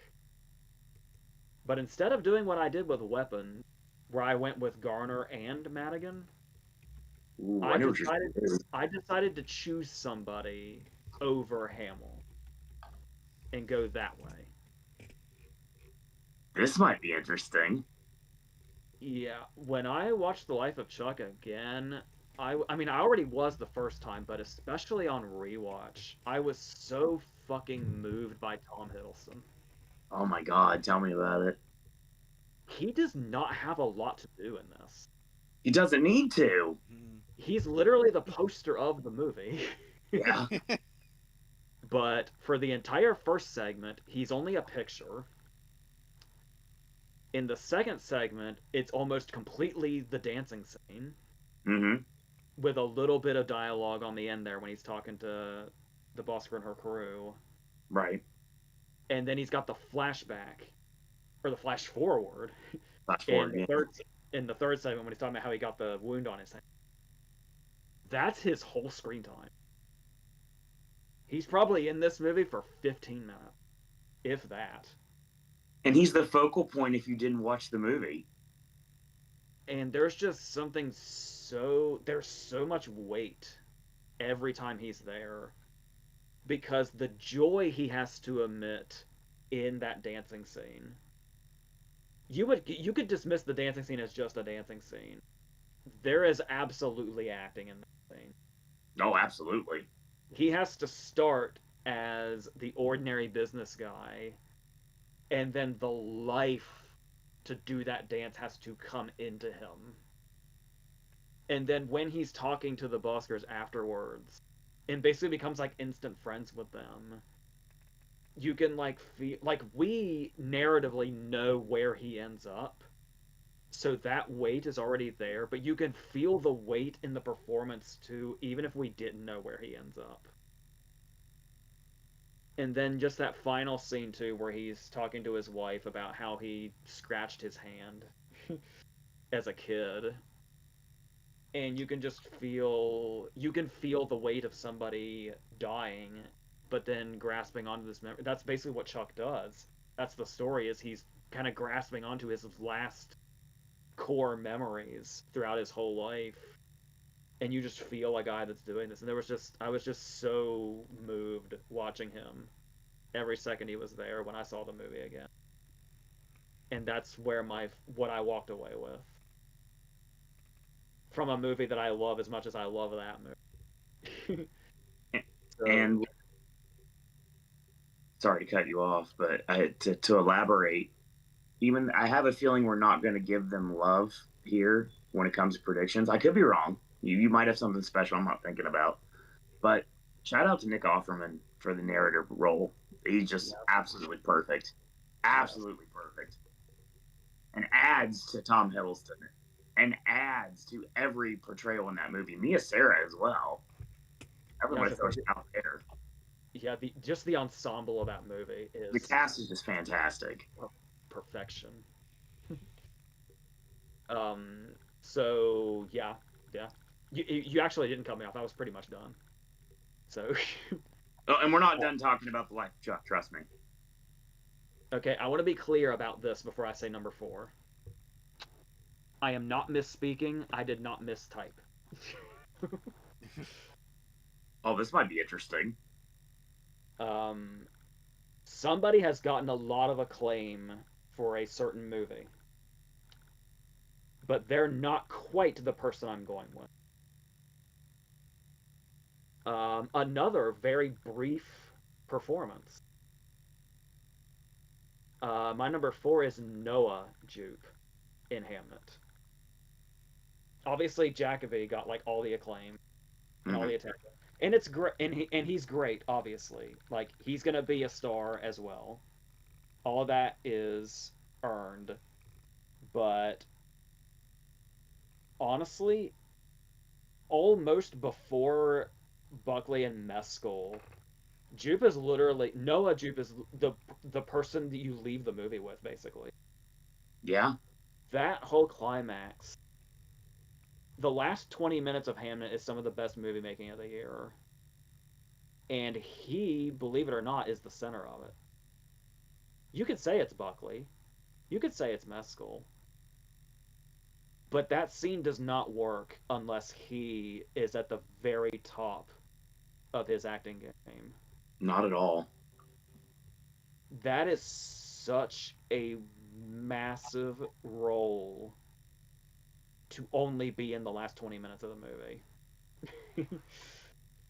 and like another word I'm now throwing around a lot is weight. Yeah, the weight of the entire fucking movie up to that point. It's considered like this big emotional grief-stricken experience of a movie. Basically all of that is on his shoulders for this scene. And he has to deliver that death scene and everything leading up to it for the whole movie to come together. And he does. He's literally who I'm thinking about after I've watched that movie. And he's only got that one other moment where he's pretty much in the back. He's barely in focus. It's the scene where Mescal's telling him and doing the J.K. Simmons and Whiplash thing. Is the only other time we see him before the climax. And that performance just sticks with me so much. And I can't say enough about it. So, like I said, it's interesting he got overshadowed by his own younger brother. But for me personally, he's what I take away from that movie. And I think that says a lot for a movie that has that much weight to it. My number 3, I don't think I have to say too much about because it's been quite a talking point this season. It's Sean Penn. In one battle after another. I was saying before, he's my favorite of the Oscar nominations. in the category. And I was saying that we've been talking a lot about how there's a lot of comedy in what are otherwise pretty serious performances. This performance is such a perfect example of just pure absurdity. And like I said, the idea that Penn is basically known. Penn's whole reputation is he takes himself too seriously. And the way I worded it before was it is humiliating to play Lockjaw. You have to humiliate yourself to play Lockjaw, and he is so committed to being the butt of the joke the whole movie. While also being pretty scary in his own right. Oh my god, yes. And it's like, regardless of where his motives are coming from, he's not somebody you want to be on the other end of. Despite the fact that he is an absolute fucking fool. I mean, how do you play that? And he just found this perfect pitch. And I love this performance. I think it's my favorite performance in the movie. All respect to Del Toro, but I love that Penn got SAG and BAFTA, and I'm like, yeah. Like I said, I've had to be low key about it because of predictions. I'm fucking thrilled Penn got SAG and BAFTA. Same. So on that, my number 2 is John Leguizamo, and Bob Trevino likes. Complete and total. I don't know how much more opposite from Lockjaw you could be. Yeah, that's a good way to say it. This performance, I've always thought Leguizamo was such a great actor, and he's been there's like 50 movies where he's so underutilized, and it pisses me off every time. And it's like, dudes, why didn't you give him something? He can fucking act. This is what happens when you give him something. Yes, I'm so glad this movie exists for him. Tell me about it. And I love the way also that he's basically built up to be this sort of he's the exact thing she needs in her life. But I love the commitment of showing that he's not a perfect person. No. This is such a human performance. It's such a real performance. You absolutely I said it almost feels like a twist when it's revealed this was a true story. But you can just feel every single moment he's on screen, this was definitely a real guy. Oh, absolutely. Like everything rings true about this performance. And it's fucking heart wrenching. But of course it's Leguizamo, so he can also be very funny. And just any time it calls for it, he is ready for the absolute making you reach the peak version of an emotion, whichever emotion the scene calls for. And I love this performance, and he's a big reason why I love this movie. So he's the fucking title character. He has to be. Okay. I don't know if my number one's going to be controversial or not because I have been very strict in the past and the present about category placement. And the thing about it is, I would say most people have this person as a co-lead to the obvious lead. Okay. But I have watched this movie again, and I was like really paying attention to this too. I was like, is he leading or is he supporting? And the leading argument makes perfect sense to me. But honestly, the way he literally supports the lead actor throughout and just where his performance is narratively, I feel okay putting him in supporting. So, because otherwise I don't think he'd be on my list at all because lead actor is so packed. But if I'm putting him in supporting, he is my number one. And that's David Johnson in The Long Walk. I figured that was coming. It's obviously after Romulus, everybody was like, "Oh my god, this guy's gonna be big." and then he lays this performance on us. This guy, McBride, feels like a guy that has lived 100 lives. You get the sense, like you hear the term like old soul and stuff like that. This definitely feels like he tells us, stories of how he has a life experience and all that. But through the whole movie, even in the lighter moments, he feels like he's 100 years older than the other guys in just experience and the way he carries himself. And there's just something, and I think this performance in particular is another reason I think the change to the book's ending to what the movie's ending is works as well as it does. Like he has to be giving the performance he gives for the ending to work as well as it does for the choice that they made. And yeah, I honestly don't even know what else I can say. But we can talk about the range of emotion for the entire ensemble, because the entire ensemble of The Long Walk is, there's a reason they got that Altman Award at the Spirit Awards. Um, but there is another person I'll single out obviously later. But as far as like singling out another supporting player, this is just phenomenal work on Johnson's part. So I have to give him this top spot. So that's my that's my lineup for what is typically my favorite category, and I love it this year just as much as I usually do.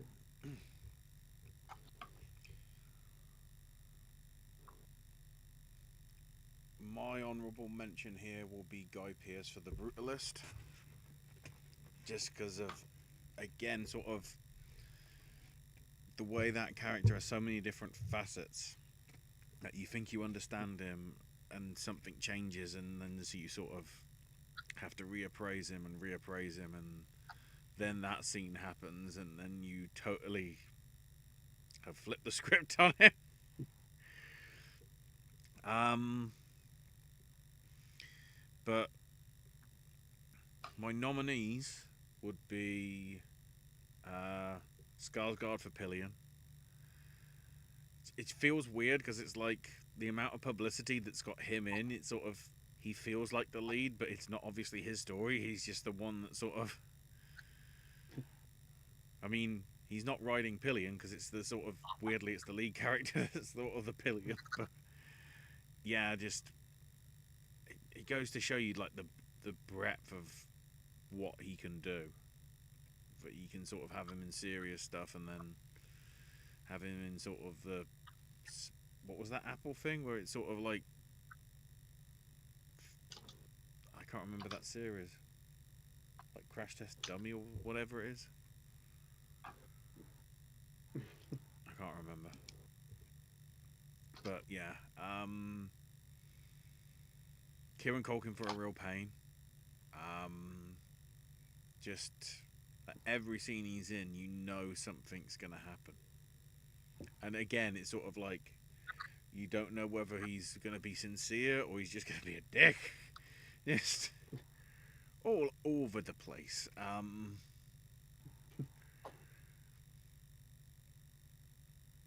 Uh, Andrew Scott for Blue Moon. Um, just really good. Sort of as the foil really to Hawk to some extent. Sort of like every time you sort of see it's like you know why he got away, but at the same time it's sort of as Hart sort of looks on, it sort of is like a sort of what if sort of deal, and it just, Scott plays it brilliantly, as he always does in most of the stuff that he's in. Um, and then we come to them two again, but this time we flip it. Well, not the honourable mention. The one that just gets into nominees section is One Battle After Another. I prefer the portrayal that Del Toro does, possibly just because I think that sort of he's a nicer character. It's just like, that probably is why maybe I should respect Penn's performance more, because he does such a good job of making me hate him. because he seems that sort of like a why does this person exist sort of thing. He's just like the perfect foil, really. But again, just because of the vast and because ensemble and everything, um, I have to go with Sinners on this one because Delroy does a heck of a job. Miles Caton just sort of like, dear Lord, what a discovery he is and whatever in terms of doing it. And then Jack as well. Sort of just that the one scene alone where he's doing the singing and when you look into the backstory and Jack's basically singing from the heart because he's singing it in honor of his past I think it was his dad, was it? Or his granddad? And the night that they filmed it was the actual anniversary of the passing, so it's like just that sort of one scene alone. I'll probably bring it up in 12 months time when we get to it, but that scene that he had there is equivalent to the scene in that Buckley has in Hamnet, where she has like a guttural roar. That's all I'll say. Because I think I can get away with spoilers for 12 months' time because people will have seen it.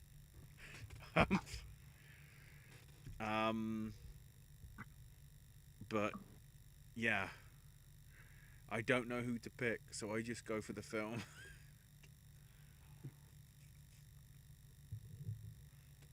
Not only does Ashley play by his own rules, Again, it's sort of if it wasn't for sort of a few others that sort of came to mind, it would have been a case of there would have been no honorable mentions because then then I'll be just having too many people. It's when I get to it's always the bit where it happens at the start of the season where I go, somebody for this film, or if it's an actor in multiple things, I go that actor for something. I don't want to sort of really put a pin in it because again, I want to sort of ensemble it as much because I don't think one bit works without the other.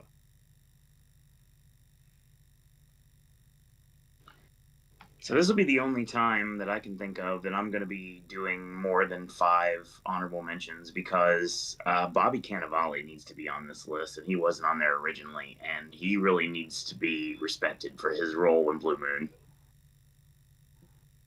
Quintessential bartender. He's the linchpin of the story. I love it. I love every second he's on screen. I have no idea why he missed the list.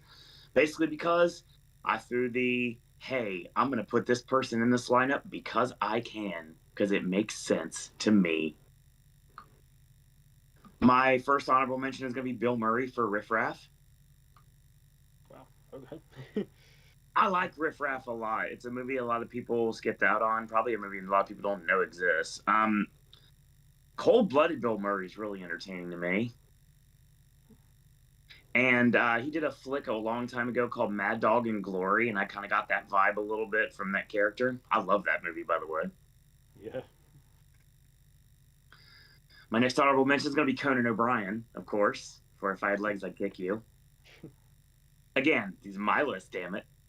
I'll say right now that I like Conan's character. I really do, a lot. He is a great therapist for Rose Byrne. And there seems like there's more than meets the eye going on with his character that doesn't really get established very much. And I'm curious to see what would actually happen if that would be more, like, formed. And plus, I love Conan anyway. And anything he does turns to gold. Literally Sunday it will happen again. Obviously, it doesn't go down this road, but you almost wait for a reveal that he's like a figment of her imagination or something. It's possible he could have been. We could have had a Tyler Durden situation. You never know. William H. Macy for Train Dreams. Yes. It's come a long way since The Shoveler. Macy's great in everything he does, and I really enjoyed him in Train Dreams a lot. Again, I AJ basically would never have thought I would have enjoyed Train Dreams, but I did. I don't know how I did, but I did. It's like how I took to The Favorite and Green Book, things like that. Because I still get heat for liking Green Book as much as I did. Favorite was definitely not something I thought I'd go for. I guess I just go for Lanthimos. Like, it's just how it is. I don't think there's not a Lanthimos movie I haven't enjoyed that I've seen. Unless there's something I've not seen yet, which I don't think there is. I'm trying to think. I'm- Have you seen Dogtooth? I did see Dogtooth. I would say Alps is probably not your kind of thing. Probably not. I even liked Kinds of Kindness more than a lot of people did. It was on my list last year. Benicio del Toro for One Battle After Another. Such an iconic character. Sensei Sergio. Every single time when Viva la Revolution and then the door slams. I was like, yes. My last honorable mention is a really sad cut that I had to make because I really needed to do something in supporting actor so I could make a statement that this is my list and it does not matter what anybody else thinks because this is my list. And I think AJ knows when I said that exactly what I did. Mark Hamill for The Life of Chuck. Good God. That's a fantastic role. And like I really wish I would have went with Hiddleston as well. Honestly, I guess he would be there with Bobby Cannavale if I had to put another honorable mention on there. And pretty much anyone from The Plague. Because they all belong in some way. Best Supporting Actor nominees are Sean Penn for One Battle After Another. I think heels and supporting actor go hand in hand. And this is a time that 100% does.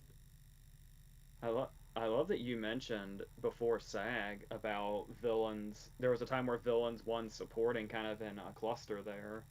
Yes. And then at SAG, supporting actor and supporting actress were the villains of their movie. Correct. Which will make them both very cool wins. Yeah. For predictions game aside, we always focus on what we need to win, not necessarily what we want to win based on what we predicted. I would be very happy if Sean Penn won on Sunday. Absolutely. He's my favorite of the performances, just the same. Well, the ones that got nominated until now. Stellan Skarsgård's next.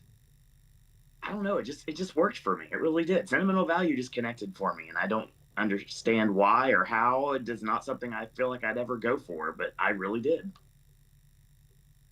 So yeah, Ashley's got his British skew.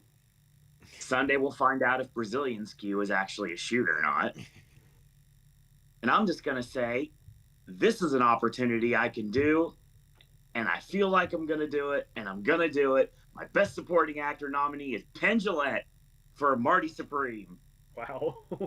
Yes. These are my awards, damn it. I've heard Bob Trevino likes that. We're getting there, don't worry. You're getting ahead of yourself, Ashley. Don't worry, we'll get there. No, I'm just gonna make that joke all the time. From the second it's gonna be the like carp. Oh, go ahead. From the second the car, I'm not gonna give anything away. Don't worry. The second that the car pulls up, and you hear that iconic voice, I was like giddy in my seat, like, oh, it's about to happen. And then he opens the door. You hear the door open, and the next thing you know, he's right there. And I'm like, oh, this is incredible. And they had to shoot him and made me mad. So, but damn it, his screen time made me happy.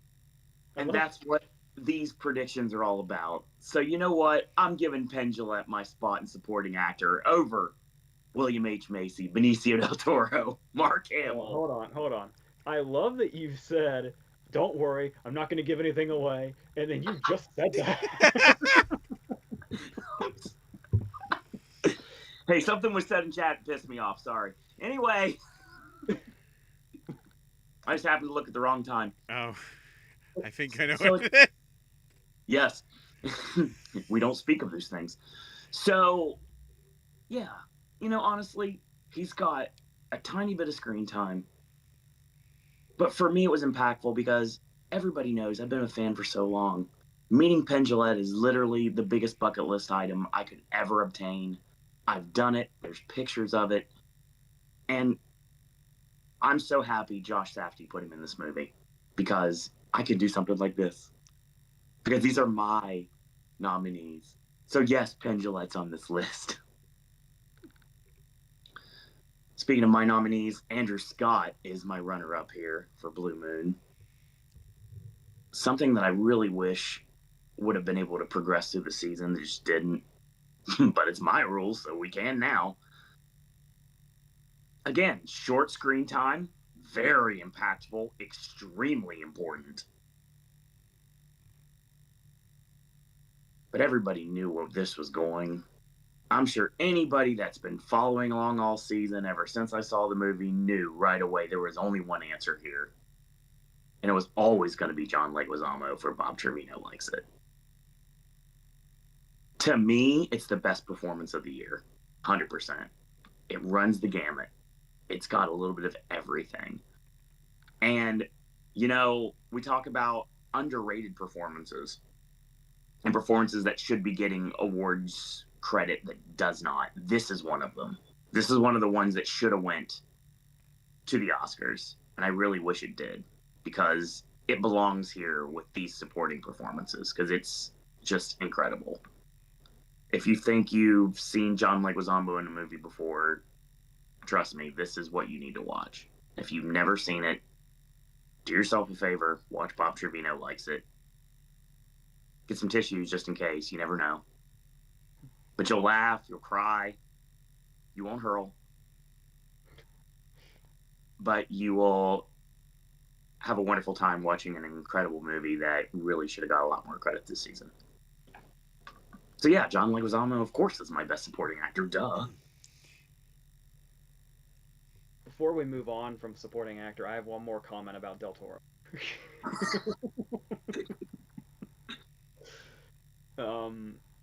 There is a moment. It occurred to me when Ashley said he's the nicer character. I was just remembering the last time I watched One Battle After Another, there was something I noticed I had never noticed before. Oh, do tell. There is one moment, one brief moment, where Sergio loses his cool. It's when they're in the store and he screams. He screams, "What the fuck are you doing? Get the fuck off the phone!" And Bob screams at him, I'm trying to charge the phone." I never noticed he wasn't even yelling at Bob. There's a guy sitting in front of Bob on his phone. That's and right. that's what he's yelling. I was too enamored by the Eddie Guerrero shirt by the dude in the store. Literally called Latino Heat, which is even better. It's like, I just noticed, like, while Bob is screaming in his own defense, we just see the other guy, like, just shut his phone off and walk away. Yes. So He's that's so the only defeated. thing that made him lose his cool. So, on that note, are we ready for lead actress? Mm-hmm. Yes, we are. All right.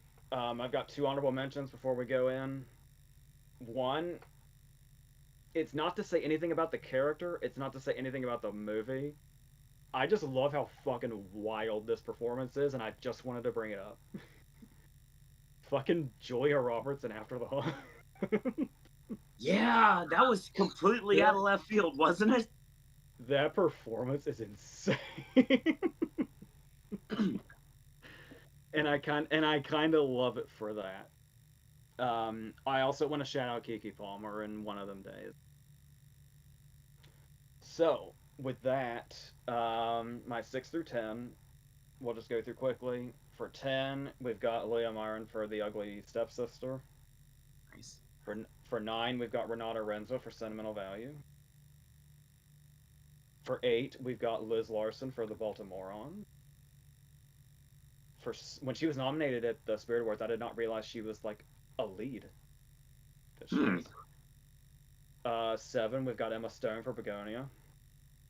Emma Stone's always going to be somewhere. And then I think Owen just realized he forgot Emma Stone. Guilty as charged. Jesus. And this was talk amongst yourselves, yo.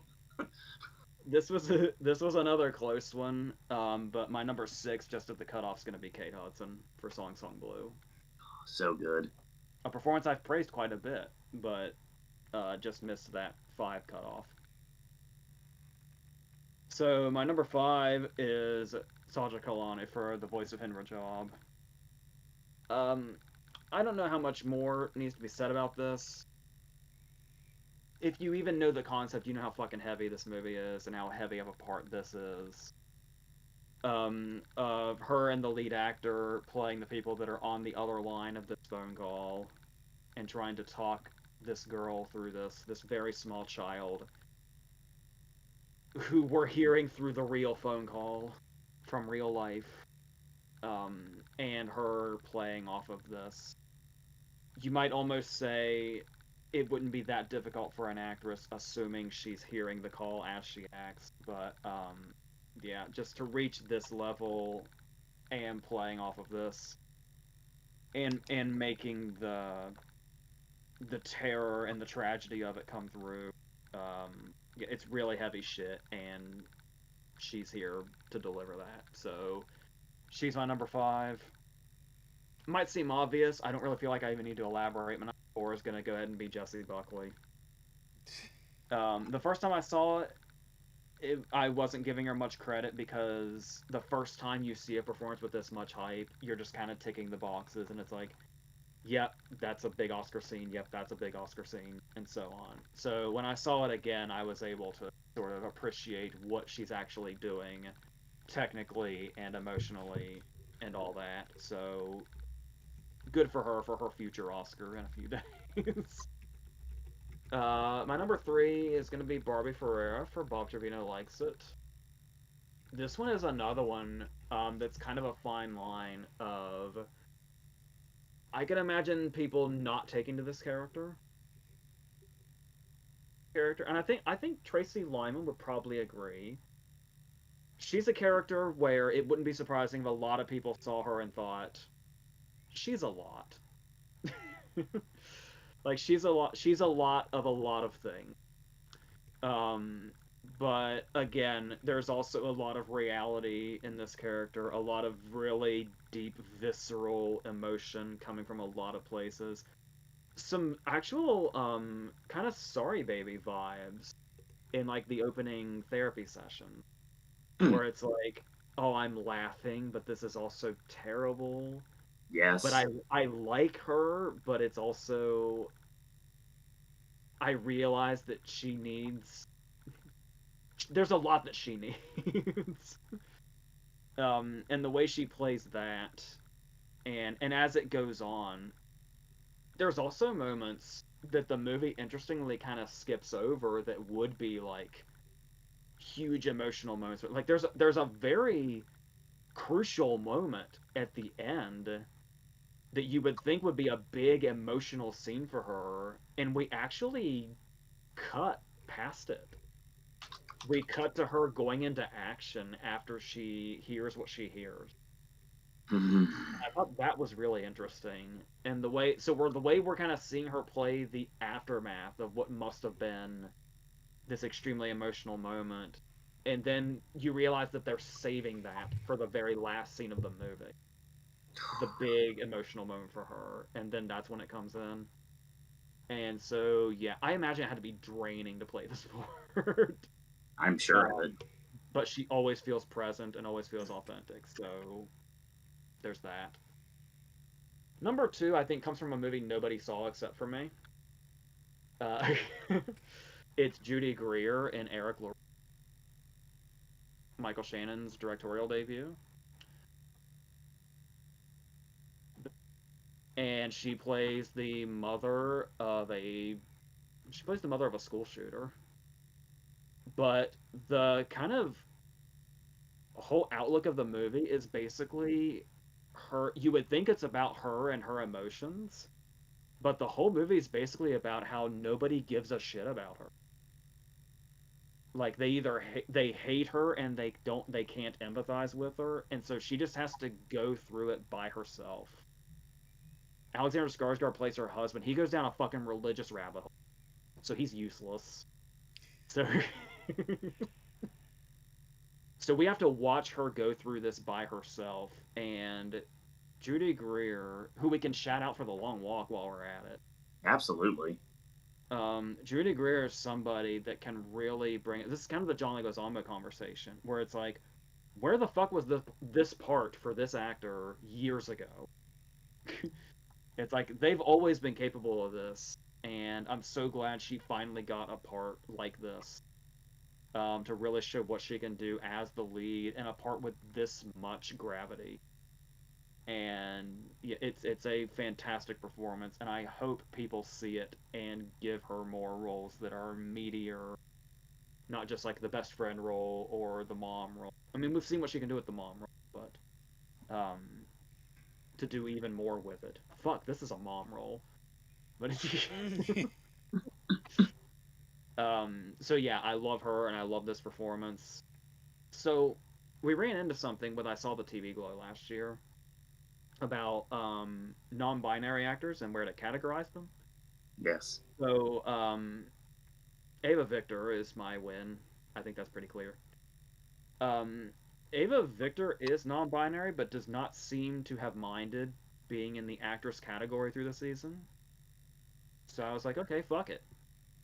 I'll make you my lead actress win. Makes Because sense. that's what I want to do. So I'm going with it. Pretty much everything I explained about the script. I mean, they wrote it, they directed it, they're the star of it. Everything I said about everything that's great about this movie is in this performance that's at the center of it. Where it's very funny, even when you're not sure you should be laughing. The sense of humor is there, but there's also the sadness. There's the moment where she comes home after what has happened, and the way she plays that is, you can just, there's a lot of moments. There's the whole we basically see her drive home in real time after it's happened, and we're just watching her face, and then the scenes with Naomi afterward, and the one of the standout scenes of the whole movie is well, there's the scene with the doctor, but there's also the jury selection is like such a key scene. And that's one of the scenes where you can think about like all the dramatic scenes or the awkwardly comedic scenes and everything combining everything, but I feel like it's this jury selection scene that like really puts them over the top for me. And the John Carroll Lynch scene, that's the great thing about the movie is you can pretty much point at every single scene, and it's like that's why this is one of the best performances of the year in every aspect. So that's, I can't say enough great things about this performance. So that's my win, lead actress.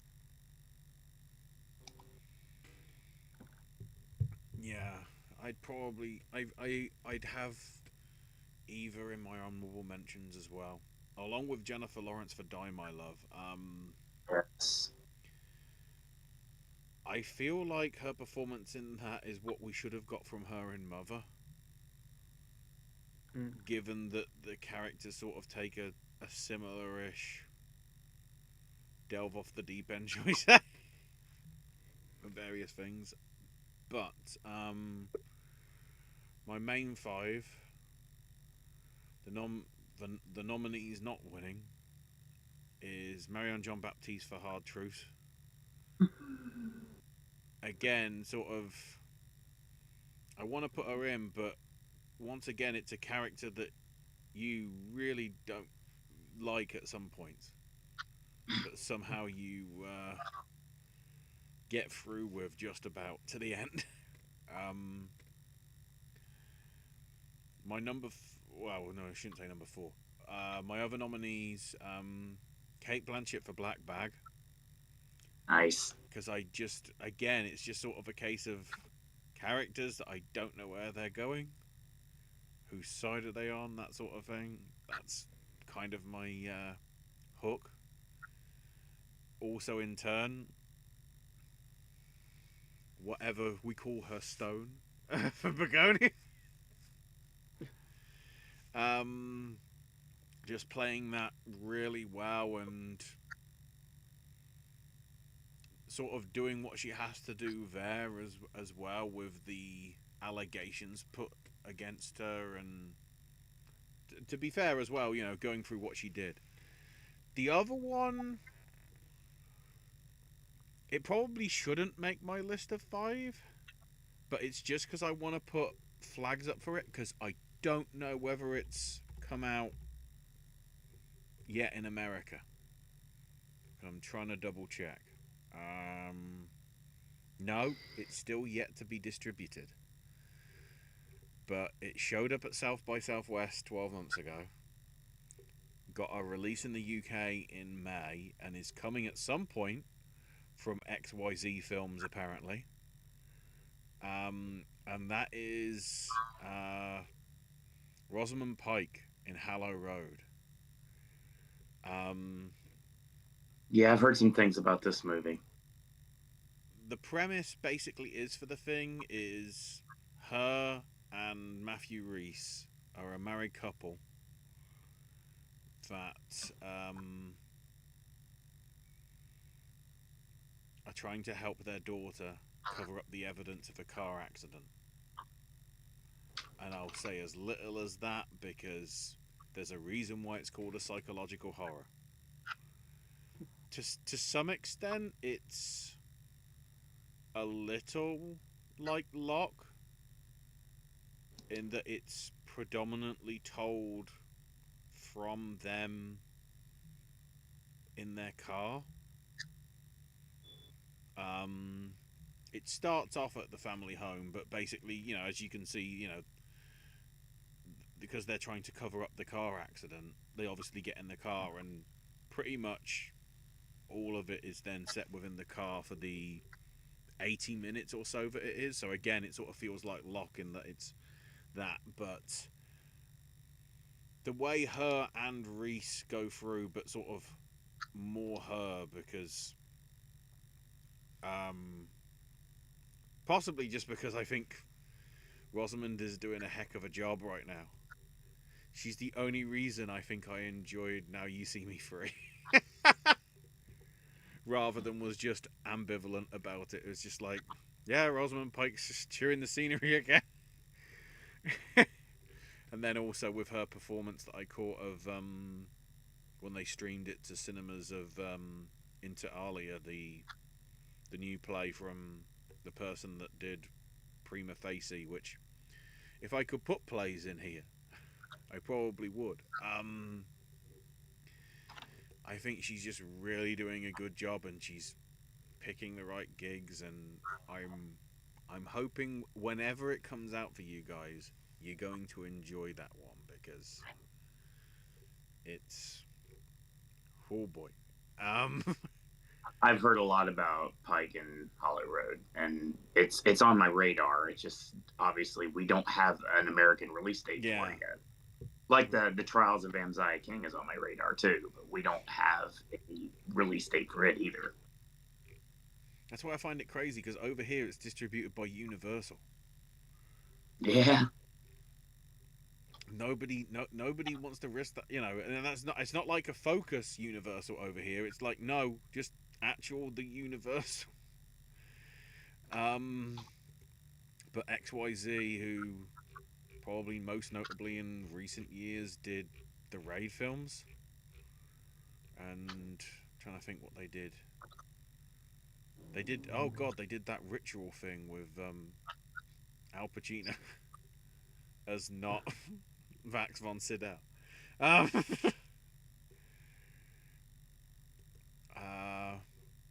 But my number one is Pamela Anderson for The Last Showgirl. Yes. Just sort of the nature again of what she sort of has to go through. Sort of somebody that feels like they're sort of on, they're the pressure of sort of being the last of an era, but sort of like coming to terms with what it is they need to be and become and whatever. It's just very well done, and it's, I want to see her in more stuff like that. It was nice to see her in The Naked Gun, sort of playing it straight, but obviously not, in that respect. but yeah, I want to see her in the more serious roles sooner rather than later. I feel like, we could eventually see. Sometimes I feel with her, it's like if things had gone otherwise, and probably age. I'm trying to think age-wise, they wouldn't have been about the same. So add on 10 years. Imagine what you'd have had if Pamela Anderson was in LA Confidential rather than Kim Basinger. I feel like we have that potential now with Pamela, so that's why I want to see her in more of that stuff rather than really sort of anything else. Sort of trying to just be outside of it. Pam Anderson was my runner-up last year, actually, to the deserving Best Actress winner.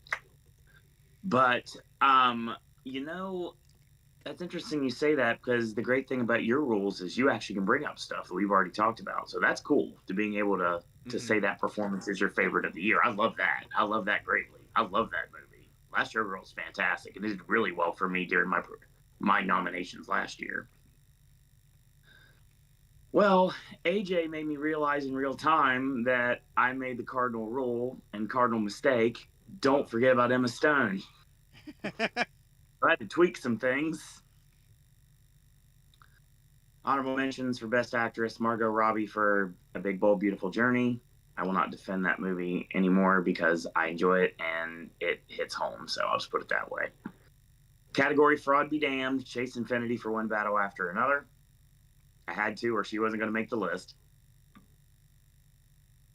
I guess I was only I only could be Jericho once in my life, so I can't do it again.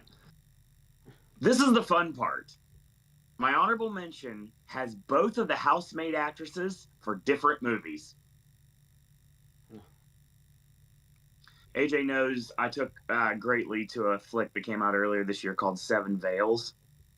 So I'm going with Amanda Seyfried for that.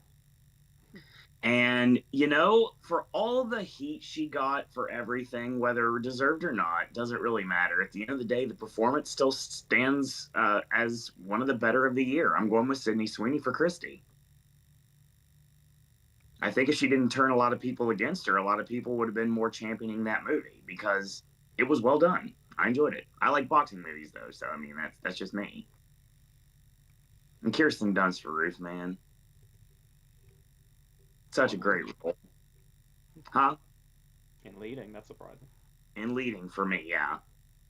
Kirsten Dunst, of course, AJ was talking about her roles of the past being something that everybody enjoyed. A major role of her past, in my mind, was something that has connected me to her for many, many years and does to this day.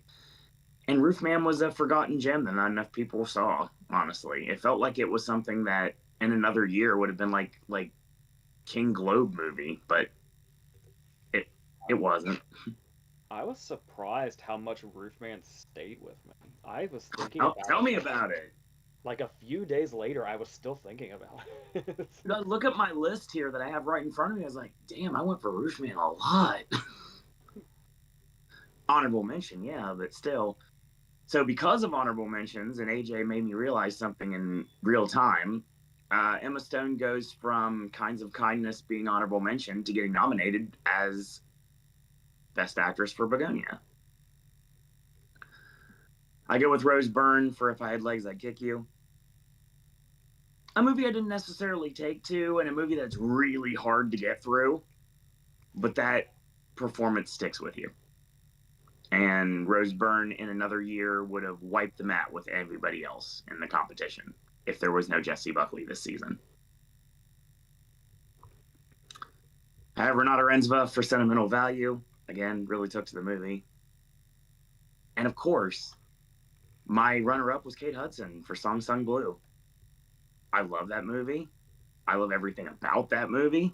It also stuck with me. Like, again, I'm not a Neil Diamond mark, and I still really, really took to it. Kate Hudson, of course, going back to my absolute love of Almost Famous as well, probably didn't hurt either. Hearing Penny Lane sing again made me happy. But yeah, of course, my best actress is Barbie Ferreira. And, I'm completely fine with that. It's weird because she's about ready to do the Faces of Death movie, which may or may not be the secret movie the end of the month this year, this month coming up. I feel like it's going to be. Which, of course, I definitely haven't seen anything about the first, whatever you want to call that thing that came out in the 70s. But Barbie Ferreira being involved, intrigues me. And I think she's incredible in Bob Trevino. And she 1,000,000% deserves my Best Actress win. For all the things AJ said and then some. Okay. So we're doing lead actor now? Mm-hmm.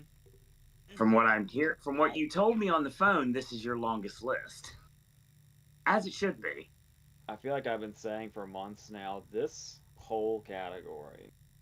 It's got a great Oscar lineup. And we've been saying that, there's no wrong answer. Right. And there were so many choices. Yes. And no matter what choice they made, the Oscar lineup was probably going to be great. Absolutely. And yeah, so I've got 10, and then I've got 5 more. And here's the thing, because I don't want it to sound like I'm being contrarian for the sake of it or anything, especially at this time when a lot of this shit is going around. And I think a lot of it is getting way overblown because it's award season, mainly. Sure. I'm not making any particular statement by the fact that I have 15 names I'm about to say, and Chalamet's not one of them.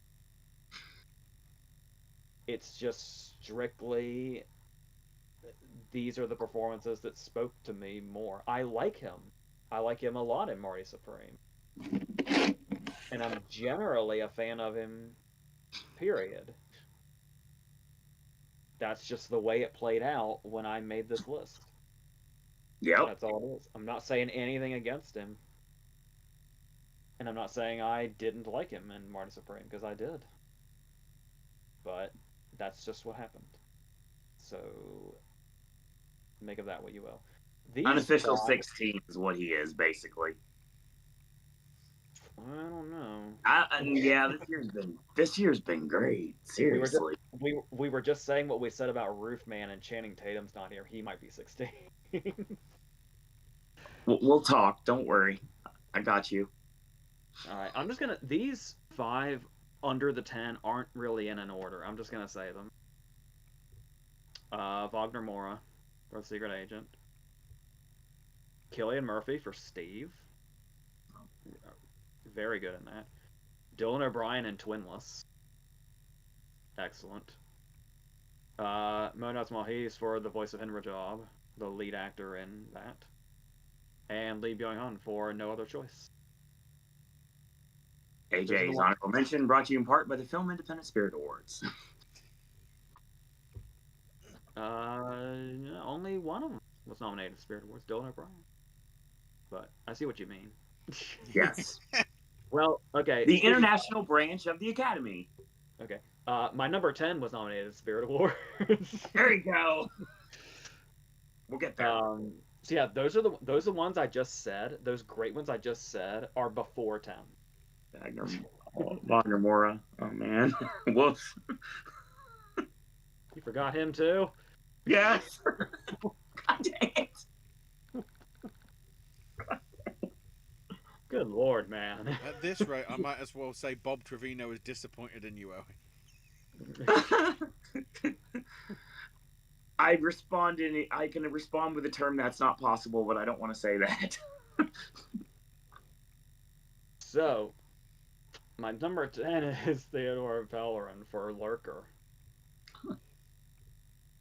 I'm just going to say this now again. This 6 through 10 is a great lineup of 5.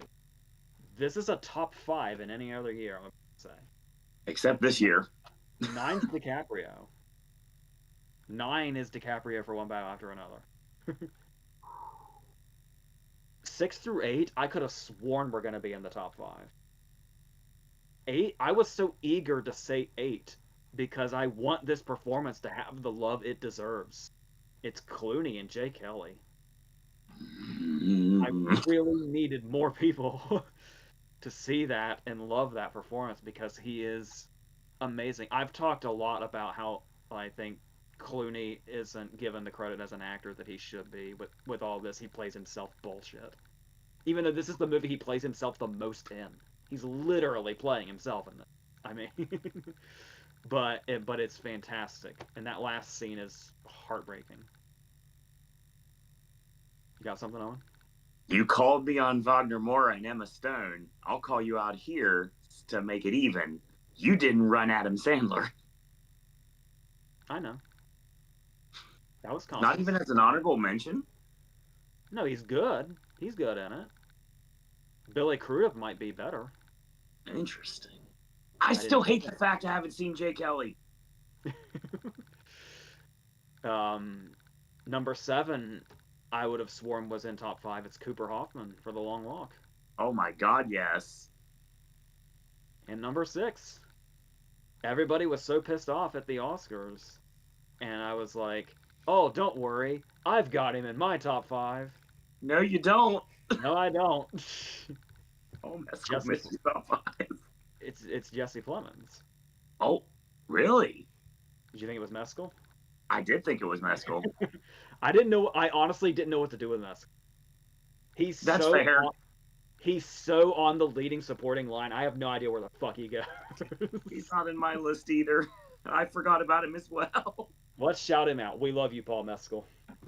Paul, come back in 12 months. You'll be somewhere in mine. I'll try and work out which one you are. So, let's be clear. Jesse Plemons, Cooper Hoffman, Clooney, DiCaprio, and Pellerin are 6 through 10. That's how fucking good 1 through 5 are. Yeah. I think I know where this is going. Here comes Ice Cube for War of the Worlds. Shock home. Him and his coffee cup. Dear God. Okay. Number 5 is Nick Offerman for Sovereign. This is some fucking good shit here. This is again, I did a whole review of Sovereign where I talked about this in depth. I almost just want to direct you to that. But yeah, he's playing a guy that's this person that preys on impressionable people, up to and including his own son, has very evil intentions, yet Offerman plays him in a way to where he actually feels genuinely human. You can like see where he's coming from. You can see the tragedy in his backstory. He actually has a pretty good relationship with his son when he's not dangerously manipulating him. And when he's giving these speeches at these seminars to these people that are hanging on his every word, that are just looking for a direction in life and being taken down a bad path, he's just convincing in every sense, in ways where it feels like his character can just flip on a dime like nothing, and is just on the verge of a psychotic and violent break as the movie goes on. And he's perfect. He's just perfect in it. My number 4, somebody I wish had gotten a little more traction in the actual race. That's Joel Edgerton. Absolutely. How fucking beautiful is this performance? I mean, all the words we've been saying, beautiful and authentic and all that.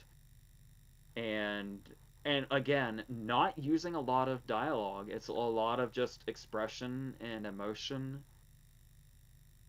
And just sometimes these individual moments when he runs into the guy that doesn't know what's happened to Macy, and he has to pretend like everything's normal.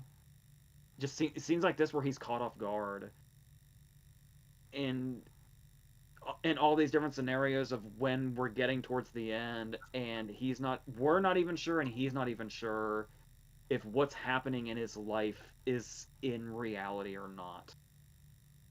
But like just the devastation and the desperation that comes with the scenario he's found himself in. It's ridiculous phrasing like this we have to do to go around spoilery stuff. For the um, most part. Sorry.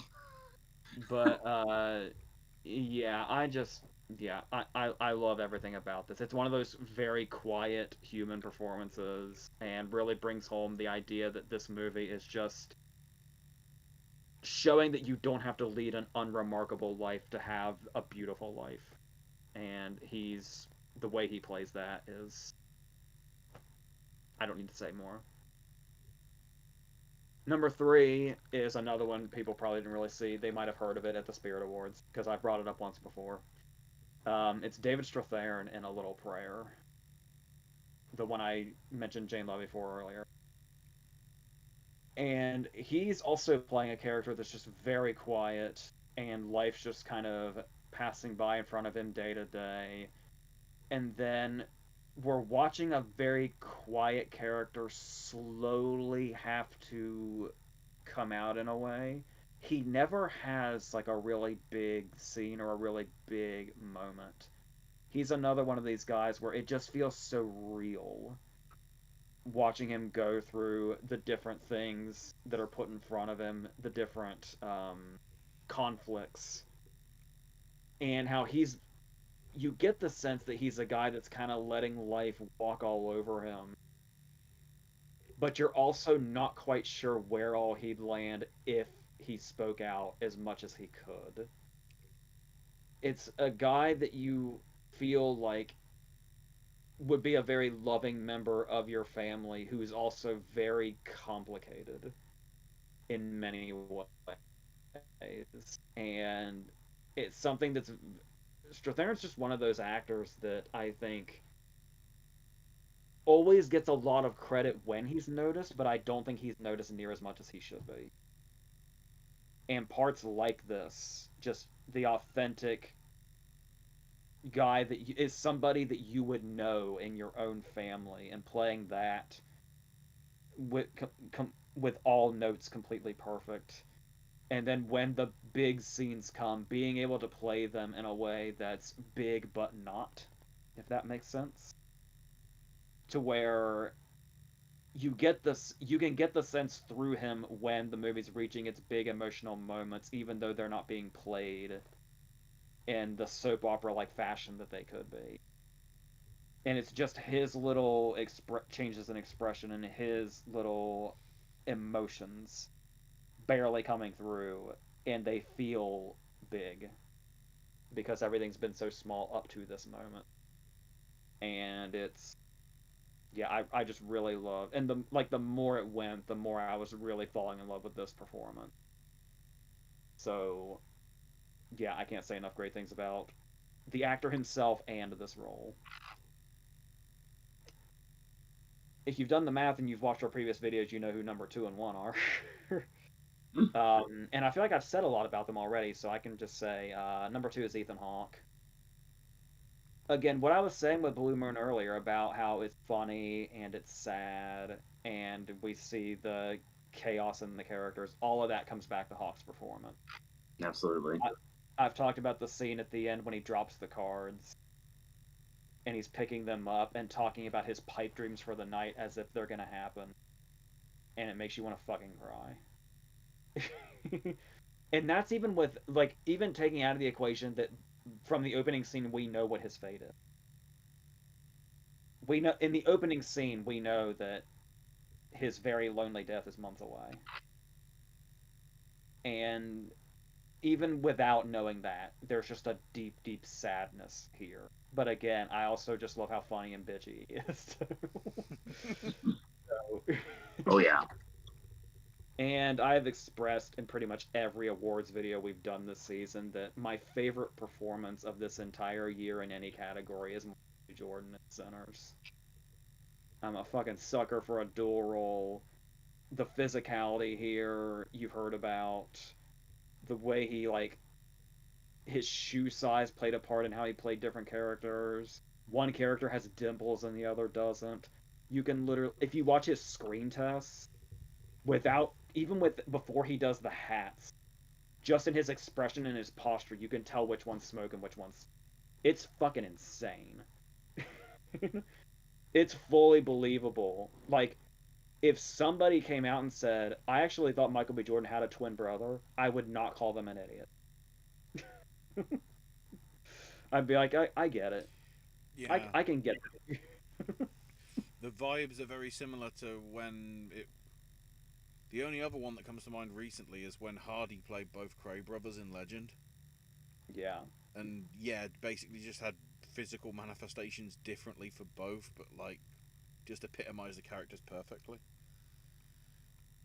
I know he's persona non grata, but I got to call Hammer from Social Network, Oh, which was a similar thing here too, where he had an actor to play off of as the twin before he did both parts.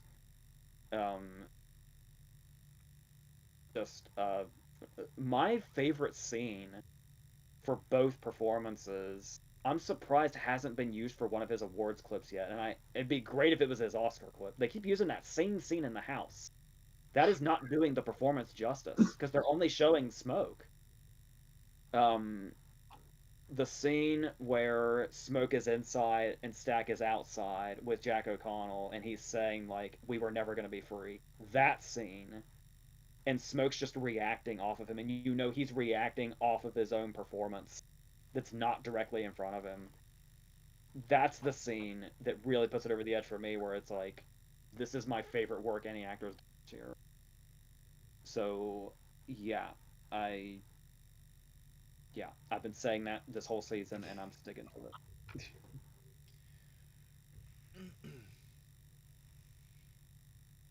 yeah. My honorable mention goes to Dwayne for Smashing Machine. Although I didn't fully sort of connect with the story as much as I'd like to, it's one of those performances where, not to sort of throw shade on Kate Hudson and Song Song Blue, but as much as I wasn't sort of, I think the documentary's better. Her and Jackman sort of give the performance that basically pulls it through. We've seen it in previous years, you know, Chastain in Eyes of Tammy Faye. I'm trying to think of a. Have we had it in a men's one? To a lesser extent, maybe Bridges and Crazy Heart, even though I like that more than I guess other people do. Um, but yeah, Dwayne does a good job, and sort of I believe sort of what he was going through, and it's good to see Dwayne in something that isn't, you know, bang bang boom boom. So the people that are missing out is DiCaprio for one battle after another. Um, don't think need much to be said there. Uh, Brody for the Brutalist. Um, again, sort of what he sort of has to go through. I didn't need to see that part of him though. That's all. That's the bit. That's the big. That's the bit. That's the big thing that sort of prevents him from going any further. Um, Ethan Hawke for Blue Moon. Um, just because, yeah, he just portrays it perfectly as sort of the guy that sort of is always trying to be one step ahead, but at the same time knowing there ain't many steps to go. And then Timothy Chalamet for a complete unknown. Um, yeah, it's as you'll tell, and I might as well declare it here. Marty Supreme isn't showing up anywhere on my list. Um, I just think there was way too much going on for me to sort of. It probably didn't help with the sort of hype that was going into it. It's why I railed against Hamnet for so long, because the publicity that I heard on the radio going into work every time when it did show up in January, which I'll probably forget about, so I need to mention it here because I won't remember in 12 months. Universal, or whoever it is, managed to get some independent blog and run with it on their radio commercials, because they apparently said was Hamnet was one of the greatest films ever made, which I found fascinating, because usually when you're quoting reviews and whatever to try and boost the signal of the, like, yeah, this film's good, you have to credit who it is, especially on radio stuff where there's no video. It's just audio. And I just feel Marty Supreme just got too thrust, as if it's like you're gonna have to like it, which then led me not to connect with it as much as probably I could have done. But Complete Unknown, it's the credit for him sort of going as, I want to say, as Day Lewis as he did, in terms of learning to play the guitar, and then even going as far to basically spending his own money and saying, yeah, I'm just going to play Bob Dylan tracks you haven't heard of on SNL. That's how committed he is. That's probably why he should have got the recognition he did 12 months ago. Rather than overhyping and then, under-delivering, at least in terms of turning nominations into wins. But yeah, my number one is also Michael B. Jordan, just for the fact that portraying, obviously, two similar-ish characters because of the vampire stuff, but just again, sort of how one just feels completely different to the other, and having to sort of work out, I guess, in his mind, unless they sort of, depending how they filmed it, so then he could sort of like see it off screen to sort of get the reaction right and whatever. Yeah, that's what deserves to be credit. That's why he's an exec producer now. So, I apparently forgot Wagner Mora, which makes me feel like an idiot. Wow. I guess that makes me a Wagner moron, I guess, in this case. I see what he did there. Bob Trevino likes that. So does Bill Jacobson. Anyway, maybe we'll tell that story someday. Who knows? Not tonight. Best actor is interesting for me. You guys wax poetic about Michael B. Jordan. We'll get there. Don't worry. My honorable mentions: Brendan Fraser for Rental Family. I really took to this movie, and I wasn't sure I would. It seemed like something that I just forget about, but I really like him in it, honestly. I like Fraser in general. I mean, I guess it just probably the Encino Man connection just always comes back to that, really, at the end of the day. And again, talking about Sean Astin getting put over for Encino Man earlier this season. The thing is, I mean, I love The Whale, and the Mummy series is great, and it's just not like the best movies in the world, but his portrayal's fun. I enjoyed that. And I'm talking about his inclusion in our ride, not necessarily the movie. Honorable mention: Channing Tatum for Roof Man. Yeah, I'm surprised too. Good God, Roof Man did so much better in my honorable mentions than I thought it would. Love Roof Man. Roof Man's great. Speaking of Begonia, I went Jesse Plemons here. I went Plemons before I went Stone, so yeah, that's where my head was. The joke has been all season, thanks to the Prowler Tour. Yes, I do know you, Tim, but you are only my honorable mention here. I really dug Marty Supreme greatly. When I reflected on it, maybe not as much as I did originally. It's going to always have the needle drop at the end of the movie that's going to hurt the most for me ever for 2025. So, yeah. And it's impactful with the scene that's happening then, too. And my last honorable mention is Michael B. Jordan. I mean, it's my list, and I like 5 performances better than this, but Jordan almost made it. Jordan was bumped out by first nominee for Best Actor, Tom Basden, for The Ballad of Wallace Island. really took to this movie. It's understandable exactly what Baskin goes through in the movie. Him and Tim Key wrote the film together, and it's just a really great portrayal. It gave me like a lot of like Once vibes, at least in places. It's one of those things that if something's hitting at the right time, it's going to hit. Like when I had to defend Big Bold Beautiful Journey earlier tonight, I don't think I really have to defend Wallace Island because I think it was just many viewings away from being something that would have been a contender this season because it deserves to be. Joel Edgerton for Train Dreams. I know I'm shocked too. I remember being the one that all season, sight unseen, I just counted this performance until I saw it, and then I got it. This is a performance that hasn't really been talked about tonight, and I understand why, but I feel like he really needs to get credit for this movie, and it's Hugh Jackman for Song Sung Blue. I love Kate Hudson in the movie. She's definitely the star. However, it's what Jackman does that sets everything up, literally, and everything that he does, the mannerisms, the portrayal, all the way down to the very end. It's without giving anything away.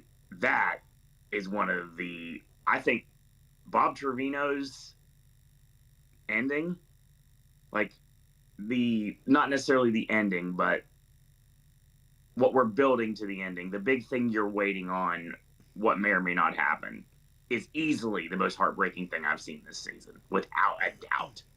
This is number 2. Hugh Jackman in the car, outside. That's all I have to say. And yes. Leonardo DiCaprio, playing the dude. Just love it. Love every second of it. DiCaprio's just gold in One Battle. And I really wish he would have been more of a contender this season, but it was just apparently never going to happen. But since this is my win, it's always been my win. My best actor performance is Ethan Hawke for Blue Moon. I've been championing this all season, and anybody that's been watching any of these shows knew this is exactly what direction I was going to go. And I love the movie. And just like Bob Trevino, it's something that I didn't get a second viewing of.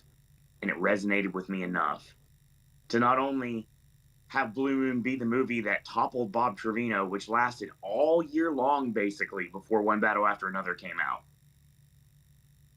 but to be the performance that still sticks with me after watching it only once.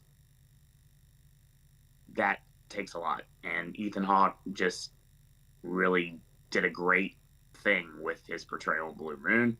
I loved him in The Black Phone too. It was a great little companion piece to see the versatility of his acting ability. And again, if this would have been another year, I think Ethan Hawke would have been collecting a lot more trophies than he did. But he got mine. So that's something. All right, Andy's on my shirt today, which I didn't plan. It wasn't planned we're wearing Horror Nights merch tonight. Ashley's the only one that can get the memo, apparently, that does not exist. As long as Bob Trevino likes it.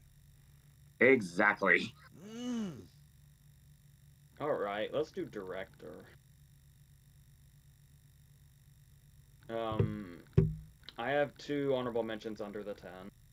They are Alex Russell for Lurker and Connor Mahoney for the voice of Henry John. You really took to that movie. I really wish I would have been able to see it. Same with Sirach. Speaking of. Of course. You're welcome. This is another one where it's like, God, you would think all these would be top 5. Right? Yeah, I'm looking at my list too.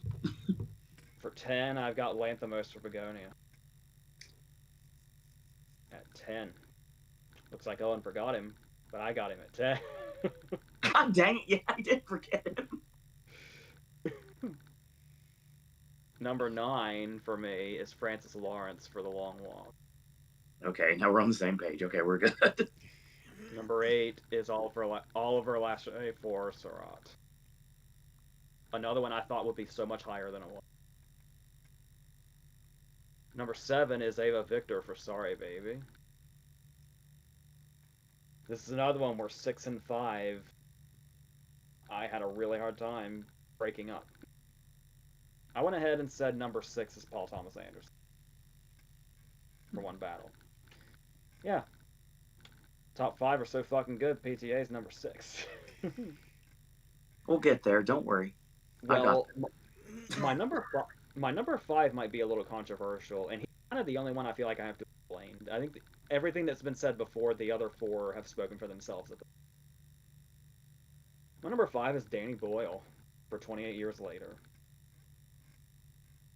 People have had some issues with the movie's tone. Hi, and I I'm get it. But here's the thing. Have y'all ever seen a Danny Boyle movie? Yeah, I loved quite a few of them. 28 Years Later, tonally, is a fucking Danny Boyle movie up and down. You're not wrong. That man has always had his tones all over the place. That's his thing. It's true. I love it when it's frenetic. I love it when it's inserting random footage. I love it when the fucking Jimmies are like Power Ranger villains. This movie did not give a fuck about how weird it was. It was just like, I'm gonna get really fucking weird. You can love it or you can hate it. Sometimes it's a gorgeous movie while being hideous. It is simultaneously gorgeous and hideous. that is an accomplishment.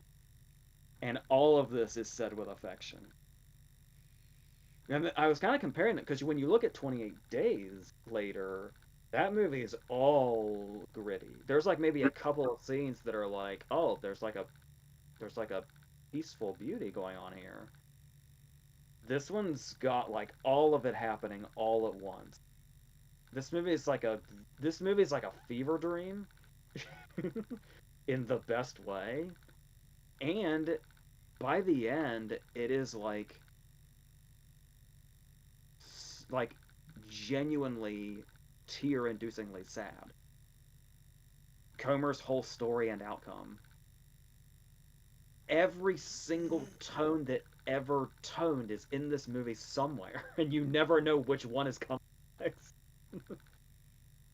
And I love the blending, the mixing, the concoction that this movie is of emotions and tones and beauty and ugliness and everything in between.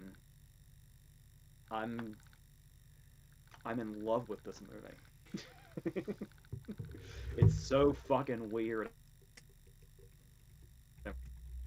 So, again, I think my 1 through 4 have spoken for themselves pretty much up to this point. My number 4 is Zach Kreger for Weapons, who I love. He's basically dethroning Peele as we speak, as the sketch comedy guy that came into horror and blew our fucking mind. I've never in my life given a shit about anything related to Resident Evil until recently. The house was fun. I think we're gonna have a very interesting movie on our hands. I'm sure we will. Number 3 is Ryan Coogler. He's clearly another person. Obviously, Ryan Coogler's been making a name for himself since fucking Fruitvale, but I mean, to have already made a name for yourself and then to feel like you had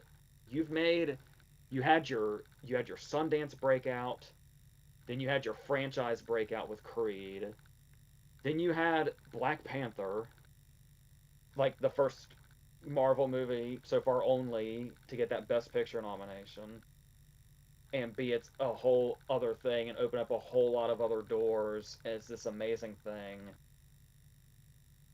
And then you bring about a movie that's so original and new, it still feels like a breakout movie to a guy that's broken out 3 other fucking times already. and taking these different approaches, like the practicality of it, like the fact that they really set the roof on fire. when the camera goes through the roof is really on fucking fire. That's the last thing they shot. They actually burned the building. Or when Delroy Lindo starts hitting the car and improvises breaking into song and making the decision, yeah, this is the scene. Where Jordan had to improv in character to tell Sammy to pick the guitar up. And to never stop and say, no, this is to know when magic is happening and be able to get us the movie that we have now. Um, he's clearly something special, and the world knows it. So, yeah. Number two is Clint Bentley for Train. Just Train Dreams just speaks for itself, right? Yes. And all the stuff I've been saying about the life of Chuck. Yes. I knew this was coming. Yeah, of course, Mike Flanagan's my number one here. Yeah. That the life of Chuck is a miracle of a movie. By the way, speaking of Clint Bentley and Flanagan being 2-1, I have actually watched Train Dreams and the Life of Chuck back to back. I did it back in December, and you know how I am about my existential experience. How that's if you want to speak to me, make a movie that's really fucking existential. There's a lot of these in here, but that is if you're like me and that speaks to you, I highly recommend that double feature. You will want to breathe air like you never have before in your life. It's fantastic. I love it. I love this year. I love the movies this year. I'm happy that this is what we have. I'm happy that all the movies we've talked about exist. They're all little miracles. I love them.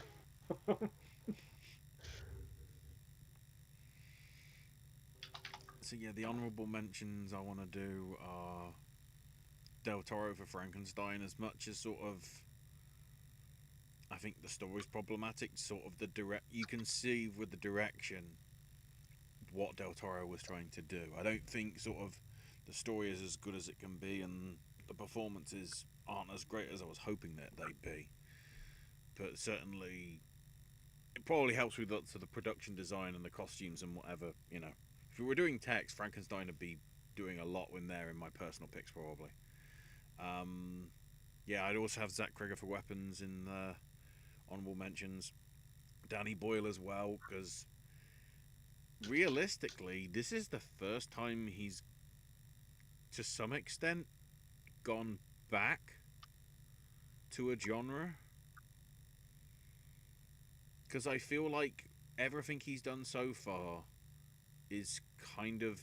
There's horror elements to Sunshine, but that's more sort of his sci fi project rather than out and out horror like Days was.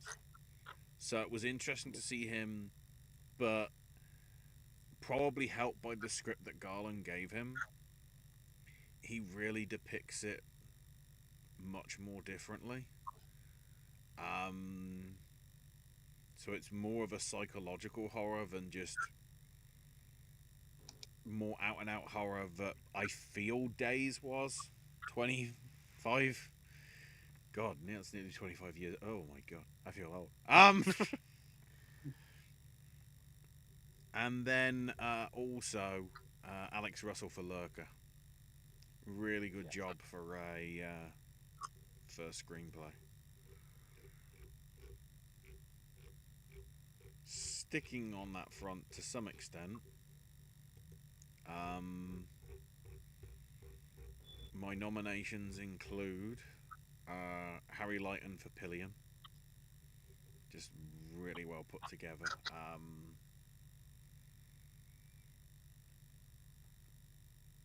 Coogler for Sinners. Again, you'll hear enough about me talking about it when we get to the 10. Uh, Linklater for Blue Moon. Just, it's annoying that I can't put both projects together.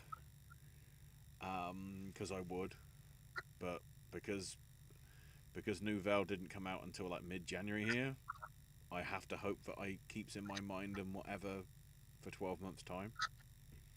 But the one person I can do it for is Steven Soderbergh. to give us Black Bag and Presents, which in the space of at least in the UK was, I think, 2 months, is I think it was ridiculous. about, I think it was about the same here too. Yeah, I wasn't sure whether Presents had a bit of an earlier release. I think Black Bag was simultaneous worldwide that April, I think. So I can't remember whether Presents for You was like January or February. I know for us it was sort of like, I think it was the end of January. yeah, I think for Hold us it was on, sort of like hold mid. on. For us, I think it was mid February ish. It was delayed by a week or Present two. Presence was January 24th. I have Mm-hmm. everything by date when I watched it last year. Yeah,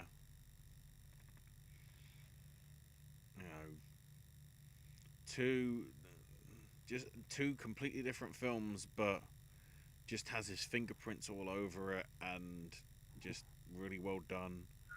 After having seen the trailer, I am intrigued to see what happens with Counterfeiters and whether that will stick around to at least get an honourable mention in 12 months. Um, but yeah, for me, it's PTA for One Battle After Another. Um, just again, sort of the craft of doing what he has to do, because I want to say no, it wouldn't be his longest because Magnolia was like 180 ish. I want to say it was 3 hours on the DVD. Um, I think it's 3 hours and 8 minutes. yeah, but yeah, the sort of the scale that it is, and like the fact that he sort of, whether this should be detrimental for the thing, but I look at it and it doesn't look like a $200 million picture, which makes me wonder where the where the money went. I'm guessing it must have gone somewhere good. I don't know, but like the fact that he can have that much budget but still make it feel like it's something that's maybe a 30 or 40, if I'm generous, bar basically some of the action scenes. Um, that I think deserves enough credit. So yeah, that's my pitch. Now the question is, does Bob Trevino like it? Just wait and see.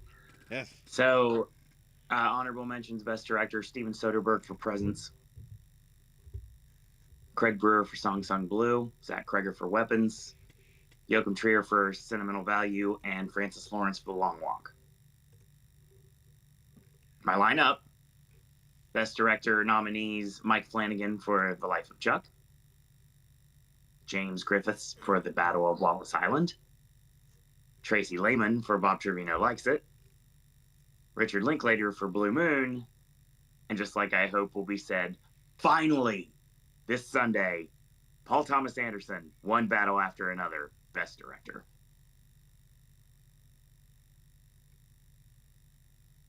All right, that brings us to our top tens, in general. I think I messed things up. We've reached the point where I think everything has explained itself, so I'm just gonna list these. There you go. I do have 5 honorable mentions though. Yeah, Um, Alphabetically, that's fair. the honorable mentions before the top 10 are Blue Moon, Begonia, Roofman, Surratt, and The Voice of Henry John. So, with that, my number 10 is 28 Years Later. 9 is Sovereign. 8 is The Long Walk. With how much praise I've given it and how beloved it is, 7 seems low, but that's how I feel. 7 is Sinners. So that makes 6 One Battle After Another. I didn't mean for the Best Picture battle there to be right there in the middle together. Which means my top 5 is Weapons at 5.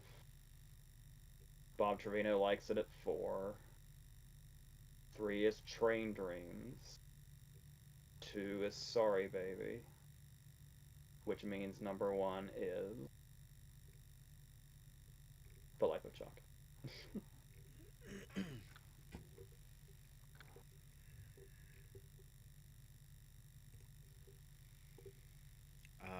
So my honourable mentions. The one with the asterisks is Kill Bill: The Whole Bloody Affair. I thought about that too, honestly. Yeah, because like I don't know how much I can sort of.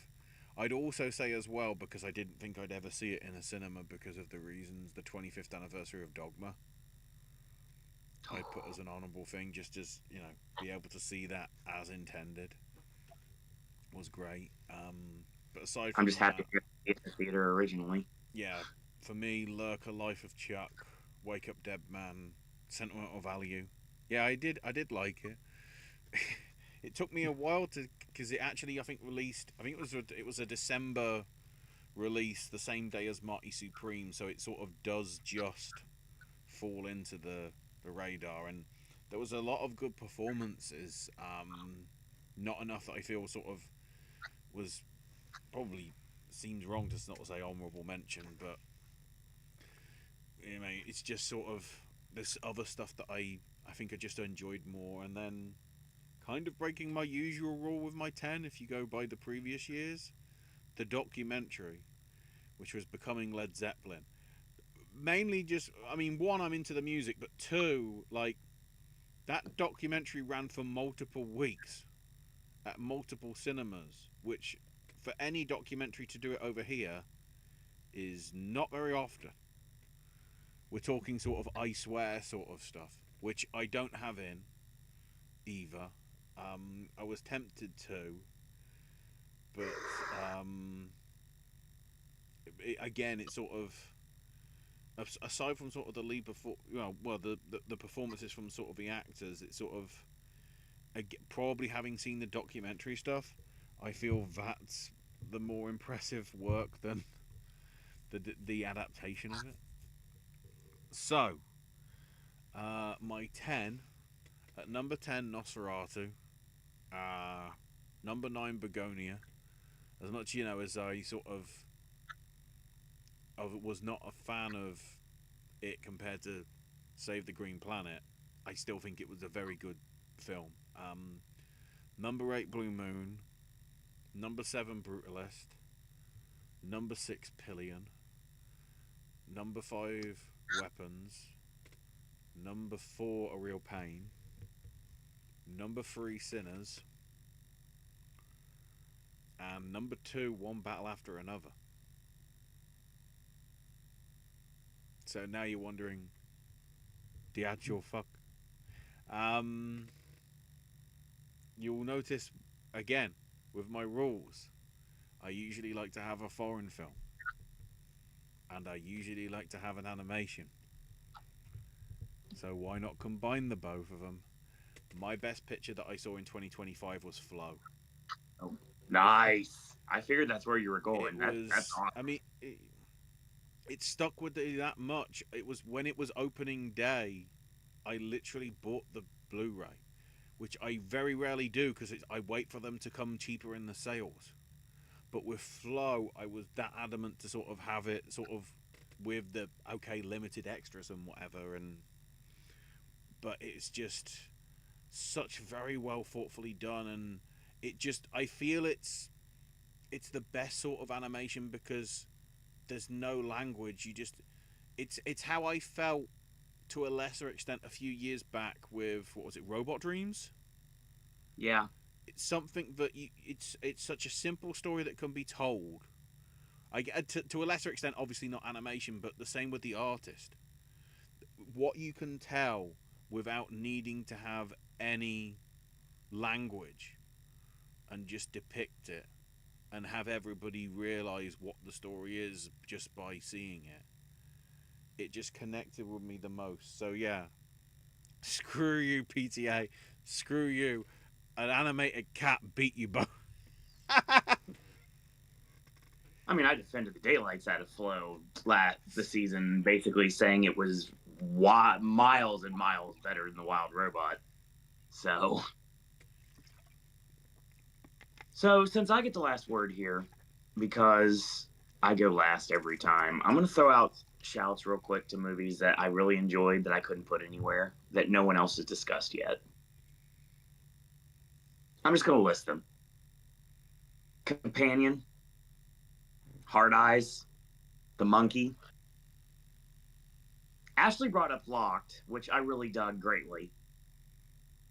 Everybody knows how much of a game show mark I am. The Luckiest Man in America is on my list.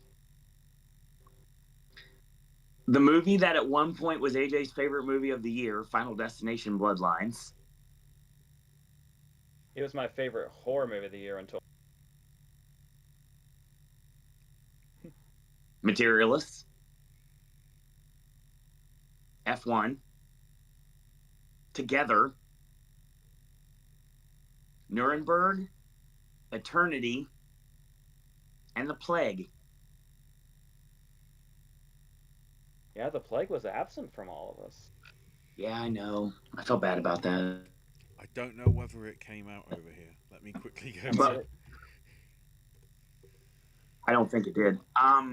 So honorable mentions. That's just my hey, check these out. Big Bold Beautiful Journey, which I will probably always have to defend. But again, if something just hits, it just hits. Train Dreams, Marty Supreme, Sinners, and The Long Walk. Didn't realize until I looked at this list that there was only one possible choice for my number 9, and it would be Roofman. Stuck with me that much. It feels like it should belong on the 10, and it's there. I wish it could have made mine. It's close.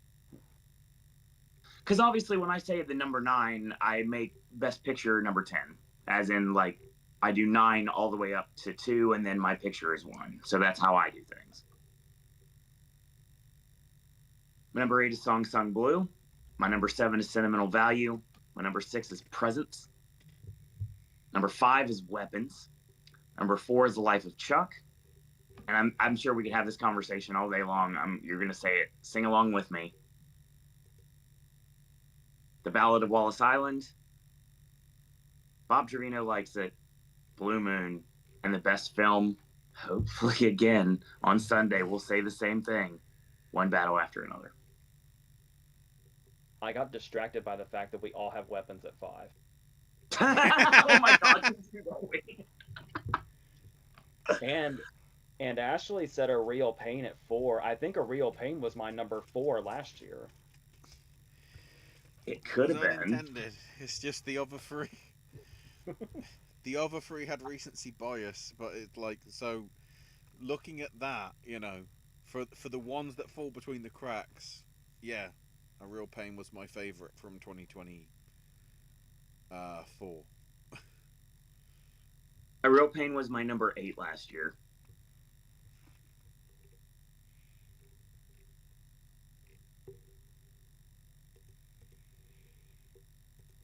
So there are a few little bits in the chat. That are relevant.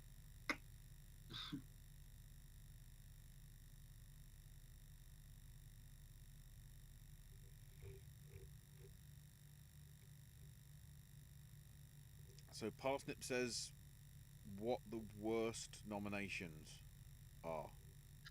I guess we'll just stick with the 8. What do we think is the 5/10?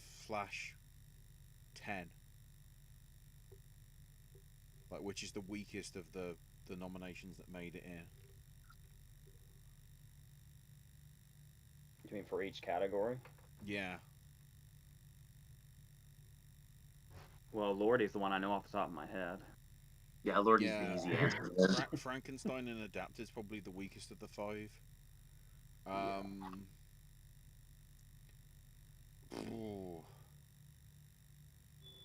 Somewhere between Marty Supreme and Sentimental Value for original, I'm not sure.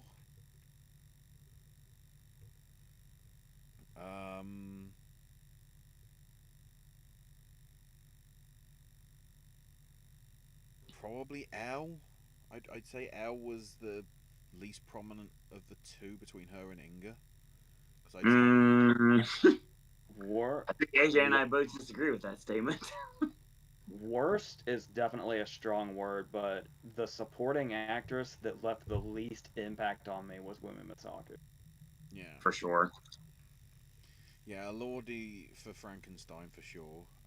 That's an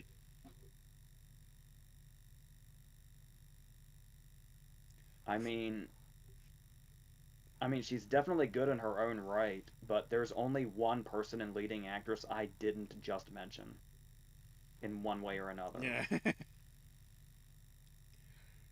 which is Byrne.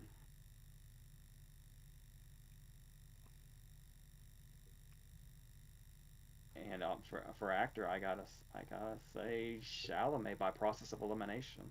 It has to be, Mm, unfortunately.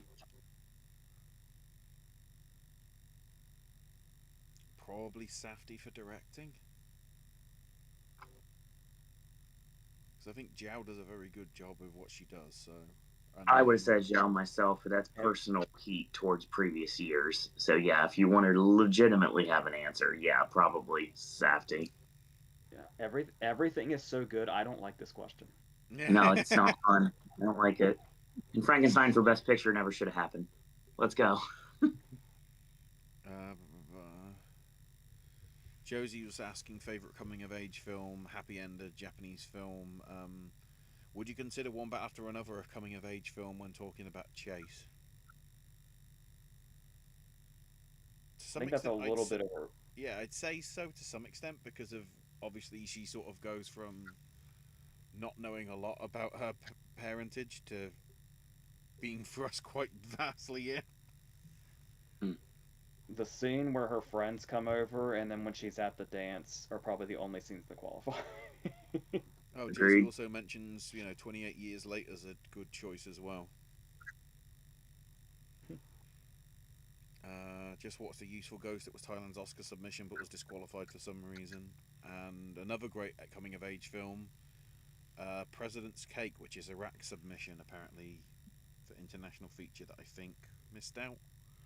Josie, I've seen that trailer so many times, but I also know as a projectionist that we don't get every trailer that comes out. And we didn't get the President's Cake either, but it looked like something I would have enjoyed.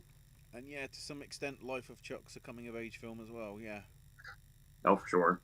Very much, just the third section in particular, obviously. Oh, absolutely. Oh, nominations we didn't like, not necessarily weak. Um, I think Avatar we for pretty much costume, answered that. Avatar for costume, and also Avatar for costume. Mm. They're in blooming. The costumes are more than likely digitally added on. How is that like? I don't know how we classify that as craft. I'm I'm sorry to seem like I've been harping on this all season, but I'll use this one last time to say it. I don't give a single fucking shit about K-pop Demon. I know you've been waiting to say that. I'm sorry, I wish I did. I really wish I did, but I don't.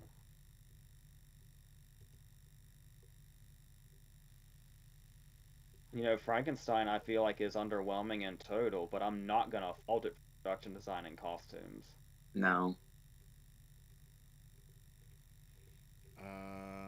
Josie also has her pairing for each Best Picture nominee, apart from Frankenstein, because she feels there's been so many adaptations it'd be redundant. So, for Begonia, either 1982's Trap, A Simple Plan, or The Day the Earth Blew Up, a Looney Tunes movie. For F1, interestingly, Death Race 2000 is what comes to mind for The fuck? her. That's it. Why not like Ford Grand versus Prix? Ferrari. Yeah, fucking Grand Prix or Ford versus Ferrari Yeah, or those something. are the two that would come to mind for me. For Hamnet, Lorenzo's Oil. Okay, I For can Marty get. Supreme, either Downhill Racer, The Only Game in Town, or The Man Who Copied. For One Battle After Another, Uptight from '68, One False Move, and Breakdown. I got one for you, Josie, for Marty Supreme. Catch me if you can. Yeah. Secret Agent, the official story. Get smart. Let's go. For sentimental value, sorry, one opening What? night, Hong Sang-soo's The Novelists film, or Jay and Silent Bob Strike Back.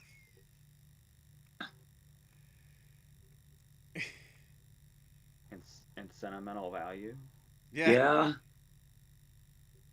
What's going on over there, Josie? I've never done any drugs in my life, but I just felt like I went through every single one of them at the same time. And then for Train Dreams, either Straight Story or Baraka. And then says Guy Pearce in The Brutalist is basically reprising his role from the Count of Monte Cristo in the best way possible. I'll never forget my brother's reaction to that scene with Guy Pearce. His jaw dropped and was like, Jesus Christ. Turned into Zandig. Oh, and Jesus! Exactly. And for Sinners, Don't Play Us Cheap and Vampires in Havana. From dusk till dawn. Parsnip says, I've got a scenario. I went rather safe with most of my predictions, but I did go out on a limb with Delroy. Do you think Penn's lack of appearances or interest plus past Oscar animosity all, will give the edge to it's Lindo? all, I mean, it's all in the other video. It's all in the other video. yeah. Yes. Cine resurgence now, plus how the actors were, and then BAFTA controversy might be a Lindo surprise akin to Marissa Tomei or Marcia Gay Harden. Yeah, but the Marcia Gay Harden and Marissa Tomei stuff happened naturally. The Lindo stuff may or may not happen because of British ineptitude skew.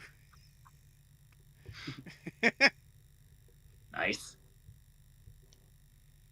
In short, in short to the Lindo question, if you don't want to go back to the other video.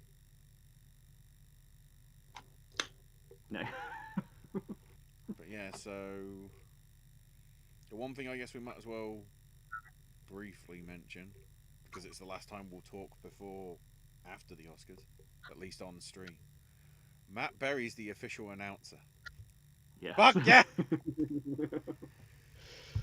Although apparently he's going to be doing God knows how many mentions of the words Burger King because of sponsorship, along with Pfizer, and then I can't remember what the other one is, but it's going to be sort of if people are watching streaming, I guess on Disney Plus. But the list of at least confirmed presenters is Will Arnett, Javier Bardem, Adrian Brody, Rose Byrne, Pranakra Chopra Jonas, Kieran Culkin, Robert Downey Jr., Chris Evans, Anne Hathaway, Chase Infinity, Nicole Kidman, Jimmy Kimmel, Delroy Lindo, Mikey Madison, Ewan McGregor, Paul Mescal, Demi Moore, Wagner Moura, Kamal Nanjiani, Gwyneth Paltrow, Pedro Pascal, Bill Pullman, Lewis Pullman, Maya Rudolph, Zoe Saldana, Channing Tatum, and Sigourney Weaver. I'm trying to work out if they're not revealing who's going to be doing Best Picture and keep that as a surprise. I feel like that happens a lot. Yeah. Oh, yeah. And then we know the LA Master Choral are going to be doing some sort of musical performance. Obviously, we've got what we already discussed, the Sinners musical tribute, as it's now being called.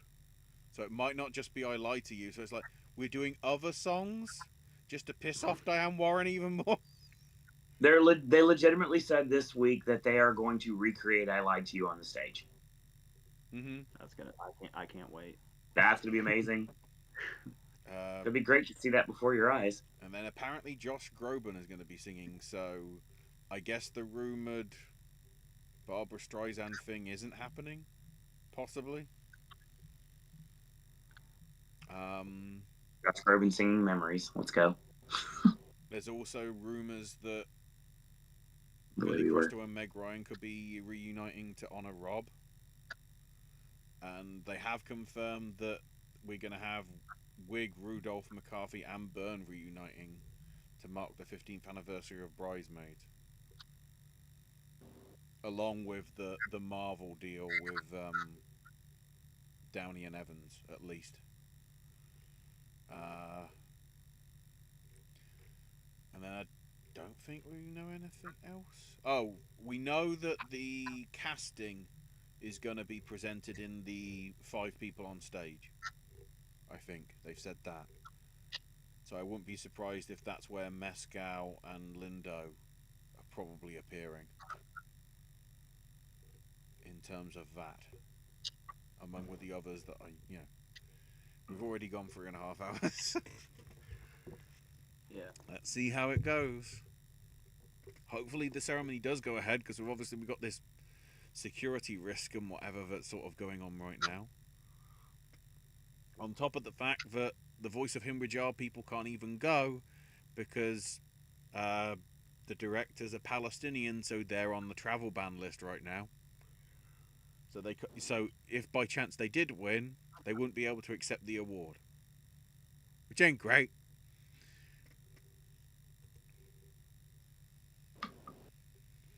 Yeah, Parsnip, the Lindo talk is on the predictions that we did a couple of days back. So if you go back to that video, we do a semi deep dive on it basically there. Oh yeah, We kind of got into it more in the post SAG video. tag video. Yeah. In the last one, we're just kind of summing up what we said in the post SAG video. Yeah, to some extent.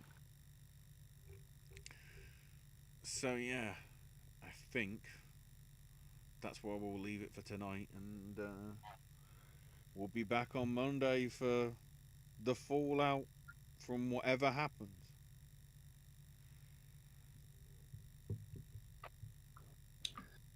6 p.m. Eastern Standard Time Monday is our final wrap up of the 2026 Academy Awards season. I'm very excited to put this season to bed and find out what's going to happen out of next year. We'll be back here in August. And in the meantime, we're going to do 2 hangouts a month. The aforementioned retrospective on 2009 is coming up soon, and the regular videos from AJ Ashley and myself. That's your show. Thanks everyone for joining us live or in archive. Anyone that has never been here before, welcome. Hopefully you'll stick around for our coverage next season and for the rest of the video, not plural, that we have for the end of this one. That being said, always remember to have the best day ever. 'Tis the season after all. And go watch movies. There's so many great things out right now. Movies of 2025, 2026. Doesn't matter, watch an old movie. Just enjoy yourself.